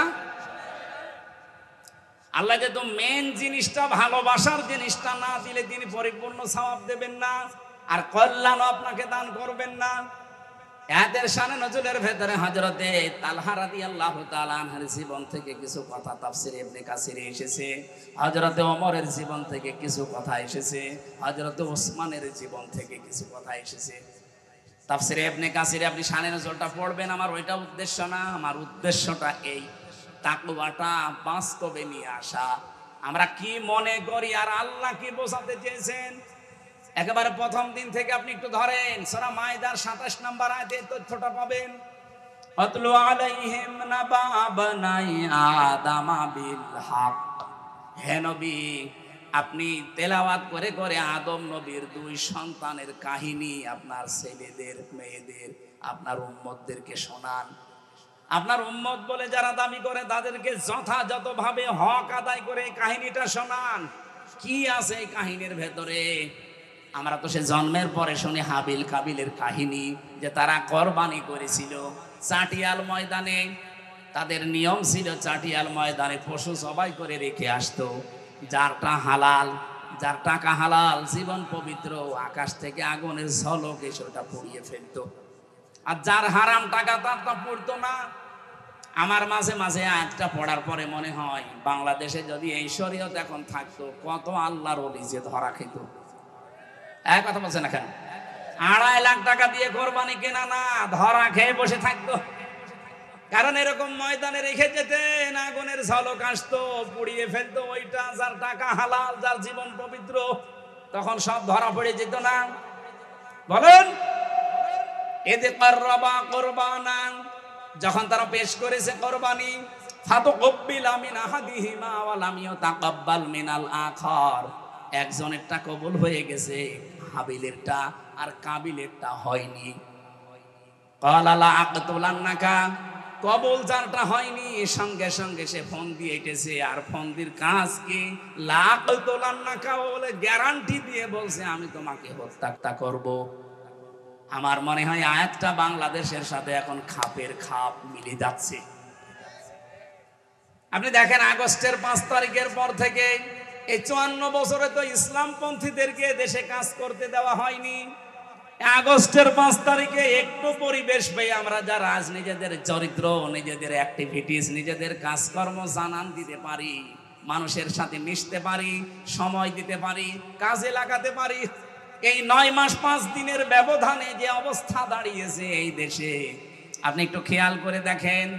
এই দেশে এখন কমপক্ষে শুধু বাংলাদেশের সরকারি জরিপ ৮,৭৫,৮,৭৫,০০,০০০ মানুষ এখন মনে প্রাণে চাচ্ছে এদেশে ইসলাম কায়েম হোক। তাও অন্যান্য ইসলামী দল সব বাদ দিলাম, শুধুমাত্র একামতে দিন যারা করে, আমি বাংলায় বলছি জামাত ইসলামী, ৮,৭৫,০০,০০০। আমি আজকের রিপোর্ট পেয়েছি, এটা ইন্টারনেটে। এই দেশের সরকারি জরিপে এরা চাচ্ছে ৮,৭৫,০০,০০০, মানে ৯ কোটি মানুষ এখন চাচ্ছে দেশে ইসলাম কায়েম হোক। ইসলাম কায়েম হোক সবাই তো এটা চায় না, তারা একামতে দিন যারা করে তারা চায়। তার মানে এই দেশে এখন একামতে দিনের নেতা কর্মী সদস্য শুভাকাঙ্ক্ষী ৯ কোটি প্রায়। এখানে অনেকেই মনে করছে না আমাদের আর হবে না, এই জন্য এখন পেছনে পেছনে উল্টা পাল্টা বাঁশ দেওয়ার জন্য লিখেছে ওই যে ৪৭, ৫২, ৭১। কেন? এগুলো যদি চেতনা হয় তো ২৪ কি চেতনা না? ওগুলোতে মানুষ মারা গেছে, ২৪-এ মানুষ মারা যায়নি। শুধু ওই ৭১, ওই ৪৭, ওই ৫২-র কথা তুলে আনেন কোন কারণে? আপনি ২৪-এর কথা তুলে আনতে পারেন না। কি দেখিয়েছেন ৯.৫ মাসে আপনি অ্যাক্টিভিটিস, আপনার চরিত্র দিয়ে, আপনার কাজকর্ম দিয়ে কি দেখালেন জাতিকে বলেন? আপনার দিকে মানুষ ঝুঁকতে চায় না, যেতে চায় না, কারণ আপনারটা কবুল হওয়ার মতো যোগ্যতা হয়নি। ওই দিন হাবিল বলেছিল ক্বালা ইন্নামা, এখানে যারা গ্রামার বসে জিজ্ঞাসা করেন ইন্নার পরে যদি মা যুক্ত হয় তাহলে বাংলা অর্থ দাঁড়ায় কেবলমাত্র, শুধুমাত্র, একমাত্র, মূলত, হবেই হবে, এইটাই, এরকম ২৭টা ২৯টা অর্থ আছে। ইন্নার পরে মা দিয়ে হাবিল গ্যারান্টি দিয়েছেন ক্বালা ইন্নামা, ভাই আপনি আমাকে মেরে ফেলতে চান, আপনারটা কবুল হয়নি, আপনাকে মানুষ ভালোবাসে না, আপনার কাছে যেতে চায় না, এজন্য আপনি আমাকেই মেরে ফেলবেন, ফেলেন। কিন্তু এই পৃথিবীতে শুধুমাত্র মুত্তাকি যারা, ইয়াতাকাব্বালুল্লাহু মিনাল মুত্তাকিন, দুনিয়ায় যারা মুত্তাকি হবে তাদেরটাই শুধু আল্লাহ কবুল করছে এবং করবে। এই জন্য এতাকব্বালু, এটা মোজারে, বর্তমান ভবিষ্যৎ, প্রেজেন্ট ফিউচার। ও বাংলার মুসলমানেরা যত ষড়যন্ত্র করেন বিভিন্ন দাদাদের পরামর্শ নিয়ে, আমরা জানি এখন কত মানুষ কত জায়গা থেকে ফাঁদে পড়েছে, তাদের চরিত্রের ফাঁদে পড়েছে, বিভিন্ন সংস্থার ফাঁদে পড়েছে, বিভিন্ন দাদার ফাঁদে পড়েছে। এর আগে যারা ফাঁদে পড়েছিল তারা এখন মরেছে, আপনিও মরবেন। আপনি যদি মোকাবেলা করতে চান চরিত্র দিয়ে করেন, কাজ দিয়ে করেন। এই কথা বলেন না কেন? যাদের নামে উল্টা পাল্টা দোষ দেন, আরে ভাই আমি কোরআন সামনে নিয়ে বলছি, একটা দোষ দেখান তো যে তারা বিড়ি খায়, তারা সিগারেট খায়, তারা জেনা করে, তারা মদ খায়, তারা মানুষের কাছে চাঁদাবাজি করে, টাকা পয়সা মেরে খেয়েছে, বোনের সম্পদ দেয়নি। একটা দেখাতে পারলে আমি আজকে থেকে কথা বলা বন্ধ করে দেবো, দেখান। আর যারা ওই কথা বলে তাদের চরিত্রের দিকে আপনি তাকান, কুকুরও তো নিচে নামে না। হাবিল এমনি এমনি বলে না যে ভাই আপনি আমাকে মেরে ফেলতে পারেন, কিন্তু আল্লাহ কবুল করে থাকে শুধু মুত্তাকিদের ইবাদত বন্দেগী কাজ কারবার অ্যাক্টিভিটিস। এখন মুত্তাকি কি? ওই যে বাংলা বললাম যে যোগ্যতা অর্জন করা লাগবে। ফাত্তাবিউস সিরাতাল আযম, মুসলিম শরীফের হাদিস। নবীজি বলেন তুমি যখন দেখবে যেই দলের দ্বারা তাড়াতাড়ি ইসলাম কায়েম করা সম্ভব, তোমরা চোখ কান বুঝে ওই দলকে সাপোর্ট করো বা পেছনে থাকবা। এই হাদিস এখন আমি বানালাম। বলেন ফাত্তাবিউস সিরাতাল আযম, অনুসরণ করো তাদেরকে, তাদের পেছনে থাকো যাদের দ্বারা সম্ভাব্য দ্রুত ইসলাম কায়েম হওয়া সম্ভব। বাংলাদেশে ৭৩টার উপরে দল আছে। আপনি নিজের মন থেকে বলেন এই দেশে দ্রুত একেবারে মসজিদ থেকে সংসদ পর্যন্ত সেক্টরে সেক্টরে চালাতে পারে এই দেশের কোন দল, আপনি সেটাকে সাপোর্ট করবেন। যোগ্যতা সম্পন্ন হওয়া লাগবে মসজিদ থেকে একেবারে সংসদ পর্যন্ত, প্রত্যেকটি সেক্টরে যারা আছে এরকম সৎ থেকে জীবনযাপন করছে এই ৫৪ বছরে এবং সামনেও করতে পারবে। আদেশ দিয়ে গেলাম এবং অনুরোধ করে গেলাম, আপনি এই কোরবানিটা এবার করেন, নাই তো কাবিলের মতো আপনি যতই হাব ভাব দেখান না কেন মেরে ফেলতে পারবেন, কিন্তু কবুল হবে না। হাবিল ওই দিন বলেছিল লাইম বাসাত্তা ইলাইয়া এদাকালি তাকতুলানি মা নাবি বাসিতি ইয়াদি ইলাইকা আকতুলাক লি আকতুলাক ইন্নী আখাফুল্লাহ রাব্বাল আলামিন। আপনি যদি হাত প্রসারিত করেন, আজ কত মানুষ বিভিন্ন জায়গা থেকে হাত প্রসারিত করতে আসে ইসলামের দিকে। বাংলার মুসলমানেরা খুব চিন্তা ভাবনা করে বলছি, অনেক কিছু ভেবে চিনতে বলছি, আপনি কিন্তু আবার মার খাবেন। ১৫.৫ বছর না, এবার ৩২ বছর মার খাওয়া লাগবে। এই জন্য সব বাদ দিয়ে দেন। কার আকীদা ভালো কার আকীদা খারাপ ওগুলো বাদ দেন। অন্তত মুসলিম যারা এক হয়ে যান। কথা বলছে না কেন? এই দেশের নাগরিক আমরা যারা বৈধ তারা এক হয়ে যান। নয়তো যা আরম্ভ করেছে বিশ্ব, আপনি কি মনে করছেন শুধু আমাদের প্রতিবেশীরাই হারামি? না, আরো হারামি আছে। সব হারামি এখন এক হয়ে যাচ্ছে। আমাদের উচিত হবে এই মুহূর্তে এই দেশের যারা বৈধ নাগরিক সব আমার মনে হয় এক হয়ে যাওয়া দরকার।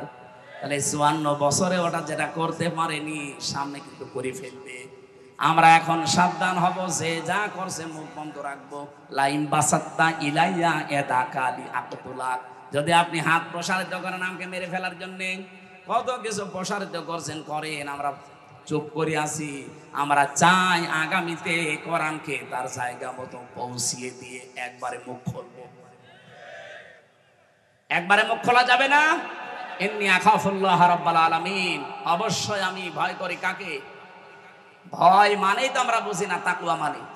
একটা ব্যাখ্যা বললাম, তাকওয়ার যোগ্য।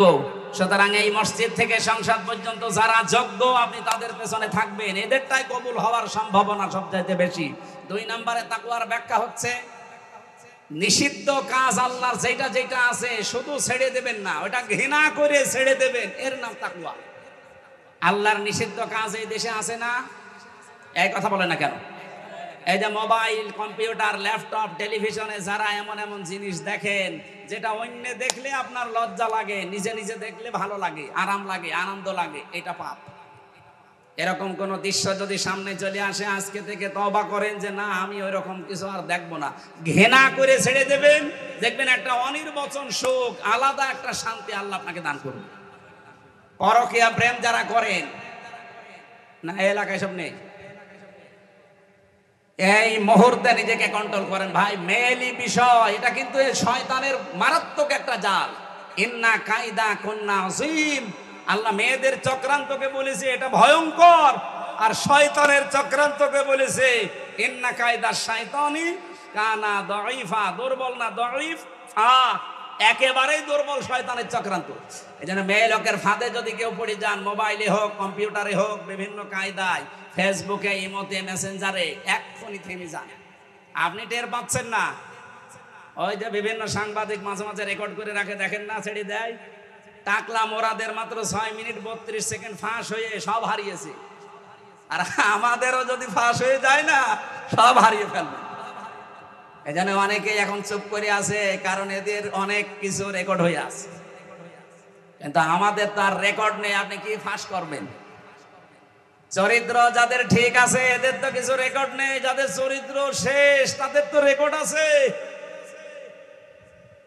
এই জন্য চরিত্রকে ঢেকে রাখার জন্য এখন এই হাবিলের মতো মানুষ যারা তাদের বিরুদ্ধে অপপ্রচার আরম্ভ করেছে, তাদের উপরে তীর নিক্ষেপ করা আরম্ভ। যে মানুষগুলো এই দেশে মনে করেন যে আমি নামাজ পড়ি, রোজা রাখি, আমার বউ পর্দা করে, আমার তো বাকিগুলো ঠিকই আছে, তারপরও এসব দলদারি করা লাগবে, কোরআন প্রতিষ্ঠার জন্য এই ঝামেলার পথ আবার যাওয়ার দরকার কি?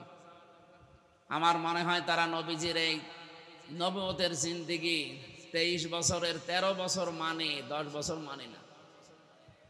কি কথা বললেন না কেন? নবীজির 23 বছরের জীবনে 13 বছর আপনি মেনে নিলেন, আর 10 বছর মানা লাগবে না? উনি যেই দিন নবুয়ত পেয়েছেন ওই দিন থেকে ইন্তেকাল পর্যন্ত এই 23 বছরের জীবনে যদি 1 সেকেন্ডও কেউ অবিশ্বাস করে, যদি ঠাট্টা করে, বিদ্রুপ করে, খারাপ কথা বলে, যালিকা বিআন্নাহুম কারিহু মা আনজালাল্লাহু ফাআহবাতা আমালাহুম। কারিহু শব্দটা আছে সূরা মুহাম্মদের 9 নম্বর আয়াত। এটা যেটা আমি আপনাকে দিয়েছি, আপনার প্রতি নাজিল করলাম, এগুলো যদি কেউ একটা কথা মানে না এমন না, যদি অপছন্দ করে, ফাআহবাতা আমালাহু, আমার পেছনের কোনো আমল আর থাকবে না, সব নষ্ট হয়ে যাবে। এদেশে বহু মানুষ আমরা দেখি বুঝে না বুঝে এরকম অনেক কথা বলে ফেলে। কি কথা বলে না কেন? আমরা এরকম কোনো কথা বলবো না, সাবধান থাকবেন। এটা তো আর এই মুখের কথা যে থুক্কু এরকম জিনিস না। এই জন্য সাবধান হওয়া লাগবে। আল্লাহর কোন বিধান যেগুলো এই 23 বছরে নাজিল হয়েছিল, আপনি বলেন উনি এর আগেও 23 বছর চেষ্টা চালিয়েছিলেন, 17 থেকে 40 কত হয়? বলেন বলেন 23। উনি 17 বছর থেকে হিলফুল ফজল গঠন করার মাধ্যমে 40 বছর একাধারে এই 17-23 বছর চেষ্টা চালালেন। শান্তি তো কাঙ্ক্ষিত মানের আনতে পারেননি, কিছুই হয়নি। কিছু উপকার হয়েছিল মানব জীবন। কিন্তু এই মানুষটা যখন 40 বছরে কোরআন পেলেন, এটা হাতে নিয়ে শুধু পড়ার ভেতরে সীমাবদ্ধ রাখেননি, শুধু প্রচারের ভেতরে সীমাবদ্ধ রাখেননি। তিনি যখন বললেন যে এটা আমি কায়েম করে দেখাতে চাই, এমনকি দেখিয়েও তিনি 10 বছর এটা দিয়ে রাষ্ট্র চালিয়েছেন। সর্বশেষ তিনি বলতে পেরেছিলেন খায়রুল কুরুনি করনি, আমার যুগ শ্রেষ্ঠ যুগ। এ কথা এমনি বলা যায়নি, 10 বছর এটা দিয়ে চালানো লেগেছে। তারপরে তিনি বলতে পেরেছিলেন খায়রুল কুরুনি করনি, যেটা প্রত্যেক জমার দিন দ্বিতীয় খুতবা ইমাম সাহেবরা আমাদেরকে আরবিতে শোনায়। আমরা হয়তো আরবি ওইভাবে বুঝি না, এই জন্য কোনোদিন চিন্তা ভাবনা করি নাই। এইটাই বলে আরবিতে যে আমার যুগ শ্রেষ্ঠ যুগ।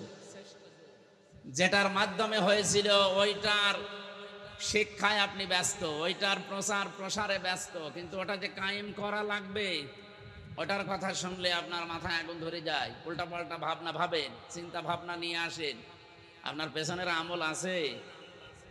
এজন্য সাবধান করলাম এরকম কোন কাজে যেন কেউ অন্তত জড়িত না হয়। আমি বহু আলেমকে বলতে শুনেছি এই 15.5 বছরে যে আমি নামাজ পড়ি, রোজা রাখি, আমার বউ পর্দায় থাকে, আমার ব্যবসা হালাল, আমি হজ করে এসেছি, ওই দলমল ঝামেলায় আমি নেই, আমি ভালো। আপনি ভালো আমিও জানি, আমি কি নবীর চাইতে ভালো? কথা বললেন না? নবীজি তো রাষ্ট্রপ্রধান ছিলেন 10 বছর একাধারে, উনি যদি রাজনীতি না করবেন তো রাষ্ট্রপ্রধান হলেন কি করে? আমাদের এখন যেটা আছে এটাও তো রাজনীতি করা লোক না, তারপরেও রাষ্ট্রপ্রধান হয়ে আছে। কি কথা বলেন না কেন? উনি অ্যাক্টিভ সারা জীবন রাজনীতি ওইভাবে করেছেন না। যেহেতু যে দলের সাপোর্টে তিনি ছিলেন ওই দলটাই যেহেতু নিষিদ্ধ হয়ে গেছে, আমরা চাই এই নিষিদ্ধ দলের মানুষকে দেশে আর রাষ্ট্রপতি রাখা, এইটাও একটা নিষিদ্ধ কাজ। আপনি কি কথা বোঝেন? আমরা চাই যে নিষিদ্ধ দলের সাপোর্টে যারা ছিল এই মানুষগুলো যদি এখন রাষ্ট্রের কোনো জায়গায় থাকে, তারাও তো নিষিদ্ধ হয়ে গেছে, তাদের দল যেহেতু নিষিদ্ধ, তারা নিষিদ্ধ না? আপনি কোন আইনের ভিত্তিতে, কোন সংবিধানের দোহাই দিয়ে তাহলে থাকবেন আপনি রাষ্ট্রপতি বলেন? এই জন্য দেশের সবার পক্ষ থেকে আমি মনে হয় আহ্বান জানাতে পারি যে আপনি তাড়াতাড়ি বিদায় নিন। আপনার মতো এত বড় অবৈধ কাজ 15.5 বছরে দেখার পরও যখন আপনি চুপ করেছিলেন, কারণ নামই তো আপনার চুপ, আপনি চুপ করেই থাকেন। আপনি চুপ করে থাকার কারণেই তো আমরা জাহান্নামে যাচ্ছিলাম। এই জন্য ওনারে বাদ দিয়ে আমার একটা মনে হয় এই বাংলাদেশে এখন অন্তত কিছুদিনের জন্য ডক্টর মোহাম্মদ ইউনূস ওনাকে রাষ্ট্রপতি আর সাংবাদিক মাহমুদুর রহমানকে কিছুদিনের জন্য রাষ্ট্রপ্রধান, প্রধানমন্ত্রী, এই কিছুদিন এগুলো বানিয়ে রাখেন। আর বাকি যেগুলো উপদেষ্টা আছে ও ছাতার কোনো কাজ নেই, কাম নেই, আন্দাজে খালি সরকারি গাড়ি চড়ে যায়। বলেন তো এদেশে মেম্বার, চেয়ারম্যান, মেয়র, এমপি ছাড়া যদি দেশ চলতে পারে উপদেষ্টা কি দরকার? ও শুধু ডক্টর মোহাম্মদ ইউনূসকে দায়িত্ব দিয়ে দেন, সাংবাদিক মাহমুদুর রহমানকে কিছুদিন দিন, দেখেন একেবারে দেশ টাইট হয়ে যাবে। আজকেই লিখেছে পত্রিকায়, আপনারা দেখেছেন, বাংলাদেশে আওয়ামী লীগ নিষিদ্ধ হওয়ার কারণে সবচাইতে বেশি উদ্বেগ প্রকাশ করেছে ভারত। আরে ভাই, আপনার অসুবিধা কি? আপনার কি সেই নেশা এখনো কাটে নাই?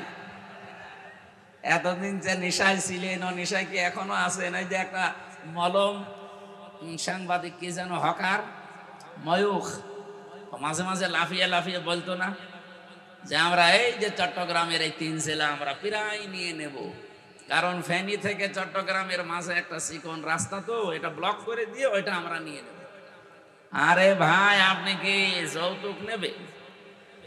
আর মেয়ে তো পালিয়ে গেছে, ও মেয়ের বিয়েই তো মানি না। পালানো মেয়ের আবার যৌতুক কিসে? পালানো মেয়ের যৌতুক হয়? মেনে নেব তারপরে তো।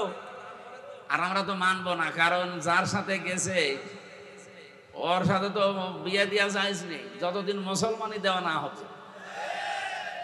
আর দাদার এখন যে বয়স, এমনি পাকিস্তানের সাথে নাকানি জবানি খেয়ে ওর সব কিছু গুটিয়ে গেছে। এখন এই বয়সে যদি আপনি মুসলমানই দিতে চান, এই বুড়ো হাসাম পাবেন কোথায়? বুড়ো হাসাম দিয়ে এখন যদি মুসলমানই দিতে চান, আমার মনে হয় অনেক হাসাম আছে, দেখা যাচ্ছে ওই আঁকা কাটতেছে, গোড়া কেটে ফেলেছে, জীবনের মতো শখ মিটে যাবে দাদা। এমনি ভারতের সংসদে এখন দাদার জীবন শেষ করে ফেললো বিরোধী দলীয়, তারা এখন বলছে কিত কিত কিত কিত কিত কিত। কি করলেন আপনি? দেশটা ডুবিয়ে মারলেন। আমার মনে হয় এই লোকটা যদি লজ্জা থাকতো, ও হার্ট স্ট্রোক করে মরেছে। এতো লজ্জা নেই তো, গরুর মদ খাওয়া জাতি। হিন্দু ভাইদেরকে আমরা সম্মান করি, কিন্তু উগ্রপন্থী যারা তাদেরকে ঘৃণা করি আমি। হিন্দু যারা আছেন তাদেরকে আসেন, কারণ এই কোরআন শরীফ আপনাদের ধর্মের মতো শুধু ঠাকুর আর পুরোহিত পড়বে তা না, এটা হাদা বায়ানুল লিন্নাস, মানুষ যারা তাদের জন্য। কিন্তু ওদেরকে আমরা মানুষ মনে করি না, যারা উগ্র, যারা সন্ত্রাসী। কতগুলো মুসলমানের বাড়ি ঘর আপনি ভেঙে দিলেন ধোয়া ধোয়া তুলে, এমনকি আল্লাহর ঘরে পর্যন্ত আপনারা হাত দিয়েছেন। এ পৃথিবীর ইতিহাস পাল্টিয়ে ফেলেছে এই উগ্রপন্থী এই হিন্দুরা। এই জন্য তামাম দুনিয়া তাদেরকে ঘৃণা করে। সৌদি আরবের কাছে কল দিয়েছিল মোদি যে যুদ্ধটা থামান, সৌদি বলছে না আমরা পারবো না। আমেরিকার কাছে গেছি, আমার মনে হয় আমেরিকা যদি বলতে পারবো না, ও এমনিতেই পাগল হয়েছে, তো যে হচ্ছে কি 3 দিনে যেভাবে ক্ষতি হয়ে গেছে ওদের, এখন দাঁড়াতে 50 বছর লাগবে। তলে তলে অনেক কিছু ওরা হারিয়ে ফেলেছে অলরেডি। এদেরকে মুরগির বাচ্চার মতো যখন একেবারে সর্বশান্ত করে একটার পর একটা লাশ সাজিয়ে রেখেছে, পৃথিবীতে সবচাইতে বেশি ভয় যারা উগ্র হিন্দু মুশরিক, যারা শিরিকে ব্যস্ত, এই মানুষগুলো সবচাইতে বেশি মৃত্যুকে ভয় করে।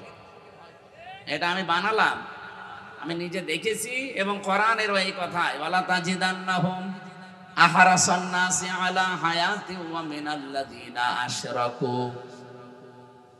হে নবী, লামে তাকিদ নুনে সাকিলা দিয়েছি, অবশ্যই আপনি দেখতে পাবেন এই পৃথিবীতে যারা মুশরিক, জীবনের প্রতি সবচাইতে বেশি আশঙ্কা এবং আসক্তি তাদের বেশি। আমাকে যখন 17, 18, 19, 20 সালে এলাকায় ঢুকতে দিত না, অধিকাংশ সময় আমি ভারতে থাকতাম। কলকাতা, আসাম, মিজোরাম, ত্রিপুরা দিয়ে বহু জায়গা আমি ঘুরেছি, ওদের সাথে মেশার সুযোগ আমি পেয়েছি।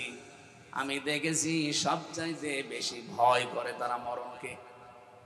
যদি কোনো মুশরিককে আপনি একটু ভয় দেখাতে পারেন, এই মেরে ফেলবো, কিন্তু ও আপনাকে বাপ না দুলা ভাই ডাকবে। এখানে যখন একটা একটা করে মরে যাচ্ছিল, তখন কিন্তু ভয় পেয়ে গেছে যে হচ্ছে কি। আর পাকিস্তানের যে সৈন্যগুলো এসেছিল, এরা মরণের ভয় না, লিখিত সই দিয়ে এসেছিল যে আমরা বনিয়ানুম মারসুস, সীসা গলা প্রাচীরের মতো ঐক্যবদ্ধ হয়ে সই করে সিগনেচার দিয়ে তারপরে তারা আল্লাহর নামে বিদায় নিয়েছে যে আমি মরবো না হয় মারবো। কোরআনে কারিমে আল্লাহ এই আয়াতই দিয়েছেন এইভাবে, ইউকাতিলুনা ফি সাবিলিল্লাহি ফায়াকতুলুনা ওয়া ইউকতালুন। তারা লড়াই করে, সংগ্রাম করে আমার আল্লাহর রাস্তায়, হয় মারে নাই মরে। আগে মরে তারপরে মারে, কথা আল্লাহ দেননি, আগে মারে এরপরে মরে। আপনি যদি না মারতে পারেন মরবেন কিভাবে? এই জন্য মারা লাগবে আগে, এরপরে মরার কথা। আর আমরা যদি আগেই মরে যাই, এই জন্যই তো 54 বছর আমরা দাঁড়াতে পারি না। এখন একটা উদ্যোগ অলরেডি নিয়েছে, যেটা একটা আশার আলো দেখতে পাচ্ছি। বিশ্বনবী নিজে, তার বাড়িটা ছিল খেড়ের ছাউনি। আপনি দেখেছেন, ইতিহাস পড়েন, সিরাত ইবনে হিশাম, নবীজির বাড়ি ঘর ছিল খেজুর পাতার পাটি দিয়ে, কিন্তু বাড়ির সামনে সব সময় 24 ঘন্টা 9টা ঘোড়া বাঁধা থাকতো। এই ঘোড়াগুলো খেলা করার জন্য বেঁধে রেখেছিলেন। আজ বিশ্বের 57টা দেশ মুসলিম। আমরা যদি সত্যি এগিয়ে যেতে পারতাম ওদের মতো একটু, কোরআনে কারিমে আমার আল্লাহ সূরা আনফালের 60 নম্বর আয়াতে জানিয়েছেন, ইন্না ইদ্দাতা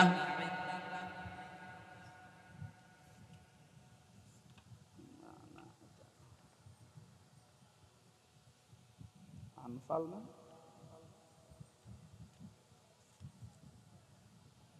ওয়া আ'ইদ্দু লাহুম মাস্তাতা'তুম মিন কুওয়াতিন ওয়া মির রিবাতিল খাইলি তুরহিবুনা বিহি আদুওয়াল্লাহি ওয়া আদুওয়াকুম ইলা আখিরি আয়াত। আল্লাহ পাক বলেন, প্রস্তুতি নাও, প্রস্তুত রাখো। ঘোড়ার কথা এখানে আছে। ওই জামানায় যেহেতু যুদ্ধ ঘোড়া দিয়ে হতো, এই জন্য আল্লাহ খয়েল দিয়েছেন। তাফসিরে খয়েলের ব্যাখ্যা শুধু ঘোড়া, এখন আপনি আধুনিক তাফসিরে পাবেন না। ঘোড়া মানে এখন, খয়েল মানে এখন অ্যাটম বোম, খয়েল মানে এখন কম্পিউটার, খয়েল মানে এখন এই যে আধুনিক যে সমস্ত অস্ত্র শস্ত্র বের হচ্ছে এইগুলো। হে নবী, ওরা ইসলাম ধ্বংস করার জন্য যেগুলো ব্যবহার করছে, আপনি উল্টিয়ে ওইটা ইসলামের পক্ষে কাজে লাগান। পাকিস্তান যতটুকু শক্তি উপার্জন করেছে, ইরান যতটুকু করেছে, তুরস্ক যতটুকু করেছে, বিশ্বের 57টা মুসলমান দেশ যদি এইভাবে এগিয়ে যেত, এই 54 বছরে আমাদের প্রতিবেশী নামে কলঙ্ক এরা আমাদেরকে দাবিয়ে রাখতে পারতো না। এই জন্য আমাদের উচিত 18 কোটি মানুষ আমার মনে হয় এখন দরকার হয় 3 বেলার জায়গায় 2 বেলা খাওয়া দরকার। 1 বেলার টাকা বাঁচান, রাষ্ট্রে জমা দিয়ে অন্তত রাষ্ট্রকে একটু স্বনির্ভর, একটু শক্তিশালী করে তুলেন। 500টা যদি আমরা এরকম নামি দামি রাফায়েলের মতো জিনিসপত্র কিনে রাখতে পারি, ওদিকে আমাদের 53-54 বছরে যাদের সাথে আন্দাজে শত্রুতা করে আসি, তাদের দোষ ছিল, সেগুলো 71 সালে মিটে গেছে। এই মানুষগুলো এবং এখানে এরা আর আশপাশে মুসলিম দেশগুলো সত্যি যদি একটু অ্যাক্টিভ হয়ে থাকে, আমি মালয়েশিয়া দেখলাম 2004 সাল থেকে তারা দাঁড়িয়ে গেছে। সিঙ্গাপুরে যারা আছে, একটা জোলা এলাকা, মাছ ধরে খায়, চারিদিকে সাগর, অথচ দেশটা দাঁড়িয়ে গেছে। আমরা 54 বছরে দাঁড়াতে পারি না, ওরা মাত্র 2004 সাল থেকে 25-21 বছরে দাঁড়িয়ে গেল। আজ বিশ্বের ভেতরে 10টা দেশ যদি কেউ গণনা করে, সিঙ্গাপুরকে 10 নম্বরে রাখা লাগবে। উন্নত বিশ্বের সাথে তাল মিলিয়ে মালয়েশিয়া দাঁড়িয়ে যায়, থাইল্যান্ড দাঁড়িয়ে যায়, আমরা কোথায় আছি? আমি যে কথা আপনাদেরকে বোঝাতে চাই এখান থেকে,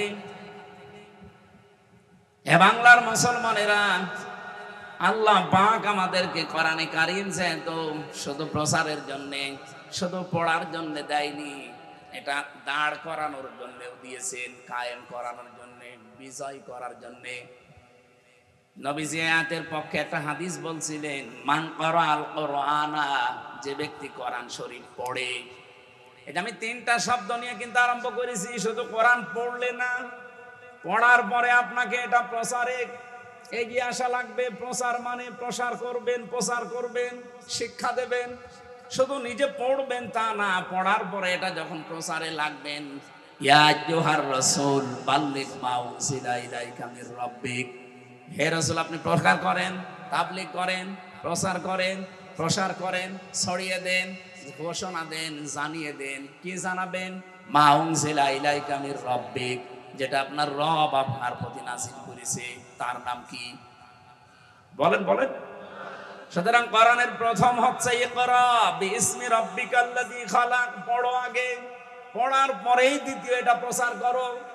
3 নম্বরে কোরআন শুধু প্রচার করলেই হয় না, নবীজি এজন্য পড়ার পরের শব্দ দিয়েছেন, মান ক্বারাআল কুরআনা ফাস্তাযহারাহু। এখানে মাঝখানে ফা আছে, এর পরের শব্দ হচ্ছে এজহার। এখানে আমার মনে হয় অনেক মানুষ কথা বলবে, এজহার মানে স্পষ্ট করা, এজহার মানে প্রকাশ করা না। এজহারের আধুনিক অর্থগুলো আপনি দেখবেন তাফসিরে, এবং এই যে আধুনিক যারা ডিকশনারি লেখে, আরবিতে আধুনিক ডিকশনারি গুলো, আমি বাইরের দেশগুলো থেকে এখন গিয়েছি, আমাদের দেশের সাথে আমি মিল পাইনি। কয়েকদিন আগে মালয়েশিয়া, কয়েকদিন আগে সৌদি আরব, এই সমস্ত দেশগুলোতে যে লাইব্রেরিতে, এমনকি বাহরাইনে, এই দেশগুলোর লাইব্রেরিতে ঢুকে আমি এই শব্দটার ব্যাখ্যা খুঁজছিলাম, দেখি আধুনিক কিছু পাওয়া যায় কিনা। তারা দিয়েছে এজহার মানে শুধু বিজয়, এজহার মানে শুধুমাত্র প্রচার করা না, প্রকাশ করা না, স্পষ্ট করা না, এজহার মানে বিজয় করা। এজহার মানে আল্লাহর নবী এখানে জানাতে চেয়েছেন, যারা কোরআন পড়ে, কোরআন বোঝে, কোরআন প্রচার করে এবং কোরআনকে এজহার করার চেষ্টা করে, ফাহাল্লা হালালাহু ওয়া হারামা হারামাহু, এর ভেতরে হালালকে হালাল জেনে আঁকড়িয়ে ধরে আর হারামকে হারাম জেনে ছেড়ে দেয়। শব্দের দিকে খেয়াল করেছেন একটু? আমি আলেমদেরকে বলছি, 2 জায়গায় আপনি ফা পেলেন। এখানে কোন শব্দ আল্লাহ যেমন খেলা করার জন্য দেয়নি, নবীজিও কোন শব্দ অনর্থক বলেননি। মান ক্বারাআল কুরআনা দেওয়ার পরে ফাস্তাযহারাহু না দিয়ে এজহার শব্দ দিয়ে আল্লাহর নবী কথা বলতে পারতেন। এত শব্দগুলো বৃদ্ধি করলেন কেন? ফাস্তাযহারাহু, এখানে তা আছে বেশি, ফা আছে বেশি। বাব অনুযায়ী আমরা জানি আর গ্রামারে যে শব্দের সংখ্যা মানে অক্ষর যত বেশি বেড়ে যায়, তার গুরুত্ব তত বেশি বেড়ে যায়। এখানে আল্লাহর নবী শব্দগুলো বাড়িয়েছেন। ফাস্তাযহারাহু, ফা শব্দের 19টা অর্থে ব্যবহার হয়, আমরা পেয়েছি বালাগাত মান থেকে। যারা বালাগাত মানতে পড়ে বসে বোঝায়, দেখবেন ফা 19টার ভেতরে 13 নাম্বার কায়দায় লেখা আছে। বালাগাত মান্তেকের 22 নাম্বার পৃষ্ঠা, চ্যাপ্টার 22 নাম্বার পৃষ্ঠায় দেখেন 13 নাম্বার কায়দা। আমি যা পড়ি কোট করে রাখি। 13 নাম্বার কায়দায় লিখেছে, এই পৃথিবীর ময়দানে যে শব্দ আপনি বলতে চান আগে পরে, আগেরটা বলার পরে যদি মাঝখানে ফা জুড়ে দেন, তাহলে আগেরটা যেটা বললেন ওর ব্যাখ্যা ফা দিয়ে যদি জানাতে চান, মাস্ট বি, ওটা ঘটবে। মান করাল, কোরআন দেওয়ার পরে নবীজি থেমে যেতে পারতেন। যে ব্যক্তি কোরআন পড়ে, হ্যাঁ কোরআন পড়লেই তো সওয়াব হয়, এক একটা অক্ষরে 10টা নেকি, নবীজি ফজিলের কথা বলতে পারতেন। কেন নবীজি কথা বাদ দিয়ে হঠাৎ আলোচনার ধরনই পাল্টিয়ে ফেললেন? যে ব্যক্তি কোরআন পড়ে, পড়ার পরেই তিনি বললেন ফাস্তাজাহারাহু, এবং একে এজহার করার চেষ্টা করে। আমি এজহারের ব্যাখ্যা যেটা বললাম এটা আধুনিক ব্যাখ্যা। আগের যারা হাদিসের ব্যাখ্যা লিখেছে তাদের হয়তো আপনি দেখবেন এজহার মানে তারা কোরআনে কারিমকে এখানে স্পষ্ট করা অথবা কোরআনে কারিমকে কায়েম করা এরকম কিছু লিখেছে। আধুনিক ব্যাখ্যা যারা দেয় তারা লিখেছে ফাস্তাজাহারাহু মানে কোরআনকে বিজয় করা। কারণ কোরআন বিজয় যদি না হয়, পরের 2টা শব্দ আপনি দুনিয়ায় কার্যকর অবস্থায় দেখতে পাবেন না। আমি কি বলছিলাম, আগের শব্দকে বোঝানোর জন্য পরে যেটা আল্লাহর নবী বা আল্লাহ জানাবেন, ওখানে মাঝখানে ফা দিয়ে জানাতে চান যে পরের এই শব্দগুলো যদি কেউ মানতে চায় আগের অবস্থার সাথে মিল করা লাগবে। কোরআন পড়ে আর কোরআনে কারিমকে যারা বিজয়ী করার চেষ্টা করে, কোরআন যদি বিজয়ী হয়ে যায় তাহলে হালালকে হালাল, হারামকে হারাম মানা সহজ। আর কোরআন যদি বিজয় না থাকে, হালালকে হালাল জেনেও আপনি মানতে পারবেন না, হারামকে হারাম জেনেও আপনি ছেড়ে দিতে পারবেন না। এমন জায়গা বাংলাদেশে ছিল না? এই কথা নাম ধরা লাগবে। কোরআন যেহেতু 54 বছর আমরা বিজয়ী শক্তি হিসাবে দেখতে পাইনি, এজন্য আমরা চেষ্টা করলেও হালালকে হালাল জানার পরেও আঁকড়িয়ে ধরতে পারি নাই। এমন জায়গা ছিল না? এই কথা বলেন না কেন ভাই? এমনকি হারামকে আমি দেখছি হারাম, জানছি হারাম, ছেড়ে দেওয়া সম্ভব হয়নি, এমন জায়গাও ছিল। এই জন্যই কোরআন এজহার করা লাগবে। নবীজি বলেন আদখালাহুল্লাহুল জান্নাহ, আল্লাহ যেন তাকে জান্নাতে দেবে না দিয়েছে। এটা মাজির সিগা। আদখালা ইদখিলু, নবীজি যদি মোজারে দিতেন তাহলে বর্তমান ভবিষ্যৎ প্রেজেন্ট ফিউচার শব্দ নিয়ে আসতে পারতাম। আদখালা দিয়ে নবীজি জানিয়েছেন আদখালাহুল্লাহুল জান্নাহ, আল্লাহ যেন তাকে জান্নাতে দিয়েই দিয়েছে। আমার প্রশ্ন হচ্ছে, মানুষ কি এখন আমরা মারা গেছি? বলেন বলেন, আমি জান্নাতে যাব কি করে? আমি তো মরবো আগে, এরপরে তো জান্নাতের প্রশ্ন। নবীজি যে আদখালা দিয়ে দিলেন। হাদিসের ব্যাখ্যা করতে গিয়ে যারা আধুনিক ব্যাখ্যাকার মুহাদ্দিসিন ইকরাম লিখেছেন, সত্যি যদি কোরআনে কারীম এজহার হয়ে যায় কোন এলাকায়, তার মানে প্রতিষ্ঠিত হয়ে যায়, বিজয়ী শক্তি হিসাবে থাকে। আর ওই দেশের মানুষ যদি হালালকে হালাল জেনে আঁকড়িয়ে ধরতে পারে, হারামকে হারাম জেনে যদি সত্যি ছেড়ে দিতে পারে, তাহলে আদখালাহুল্লাহুল জান্নাহ, আল্লাহ তোমাকে জান্নাতে দিয়ে দিয়েছে। তার মানে তুমি এমন একটা দেশ, এমন একটা সমাজ, এমন একটা পরিবার, এমন একটা এলাকায় বসবাস করবা, তুমি মনে করবা আমি জান্নাতে আছি। আমরা ওই রকম একটা দেশ চাই না? কথা বলেন, কথা বলেন। এর পরের হাদিসের এর পরের শব্দগুলো নিয়ে আলেমদের ভেতরে মতভেদ আছে, এজন্য আমি পরের শব্দগুলো বলি না সচরাচর। আশাফাহু ফি আশারাতিন মিন আহলি বাইতিহি, এ পর্যন্ত ঠিক আছে, যে সুপারিশ করে এসে আহাল পরিবারের 10 জন মানুষকে আল্লাহর জান্নাতে নেবে। কাদের? ওয়াজাবাত লাহুন নার কুল্লুহুম কদ ওয়াজাবাত লাহুন নার, যাদের প্রত্যেকের উপরে জাহান্নামে যাওয়ার ফয়সালা আল্লাহ দিয়ে দিয়েছিল। আপনি কত বড় কথা চিন্তা করলেন যে জাহান্নামে আপনি যাবেন। এরকম মানুষকেও যারা কোরআনে কারীম পড়ে, কোরআন যারা বোঝে, কোরআন যারা প্রচার করে, কোরআন যারা এজহার করার জন্য, বিজয় করার জন্য সমাজে চেষ্টা চালায়, এই মানুষগুলো যখন হালালকে হালাম জেনে মারবে, হারামকে হারাম জেনে ছেড়ে দেওয়ার পরিবেশ পেয়ে যাবে, কত জান্নাতে যাবে। এমনকি 10 জন মানুষকে এসে জান্নাতে নিয়ে যাওয়ার উপযুক্ত হয়ে যাবে। বলেন সুবহানাল্লাহ। আজকে মুসাফির অবস্থায় দোয়া করছি, দোয়া চাচ্ছি সারাটা জীবন যেন আমাদের কোরআন প্রসারে, কোরআন প্রসারে, কোরআন কায়েমে, কোরআন বিজয়ী করা হিসাবে আমাদেরকে আল্লাহ সময় আর সম্পদ ব্যয় করার তৌফিক দেন। বলেন আমিন। কয়টা জায়গায় সম্পদ খরচ করলে হিসাব দেওয়া লাগবে না, তার ভেতরে 1 নাম্বার। এই সমস্ত আলেমরা এখনো মুখ বন্ধ করে আছেন যে না ওসব ঝামেলা মার্কা আমরা নেই, আমরা শুধু পড়বো, বসবো আর প্রচার করবো। আজকে মাওলানা ফরিদউদ্দিন মাসুদের মূল্য নেই। মানুষ তার নাম শুনলেই কি আলিয়া, কি কওমি, কি এই দেশের মানুষ ঘৃণা করে কেন? লোকটা কোরআন পড়েছিল, কোরআন বুঝেছিল, কোরআন নিজে শিখিয়েছে, প্রচারও যতটুকু পারে তার আয়ত্তের ভেতরে করেছিল। কিন্তু 4 নাম্বারটা আমি তার ভেতরে পাইনি। কোরআন প্রতিষ্ঠা করা লাগবে, কোরআন বিজয়ী করা লাগবে, কোনো ভূমিকা তার ছিল না। এমনকি যারা একটু ভূমিকা পালন করে তাদের তারা ফাঁসি চেয়েছে। কথা বলেন না কেন? এবার আমি একটা আয়াত বলছি কোরআনে কারিমের সূরা আরাফ 8 নাম্বার পারা 20 নাম্বার পৃষ্ঠার 3 নাম্বার লাইনের 83 নাম্বার আয়াত। যে কোনো তাফসীর আপনি দেখতে পারেন এইটাই পাবেন।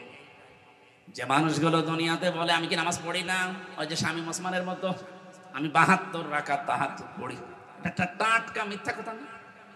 তাহাজ্জুদের নামাজ সর্বোচ্চ 8 থেকে 12 রাকাত, আপনি 72 রাকাত পড়েন কি করে? আর ওনার যা বয়স আপনি বলেন তো।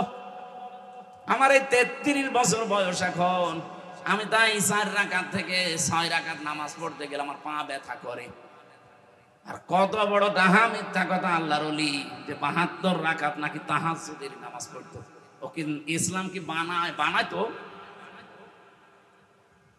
তার মানে নামাজই পড়ে নাই, এক কথা বলছেন না? খালি চাপার উপরে ছিল 15 বছর। আজ আর একটা চাপাবাজ দেখলাম ধরা পড়েছে, ডিম খাচ্ছে। এটা একটা টাটকা চাপাবাজ ছিল, সংসদেও চাপাবাজি করছে। ফাইটটা যায়, ফাইটে গিয়েছে।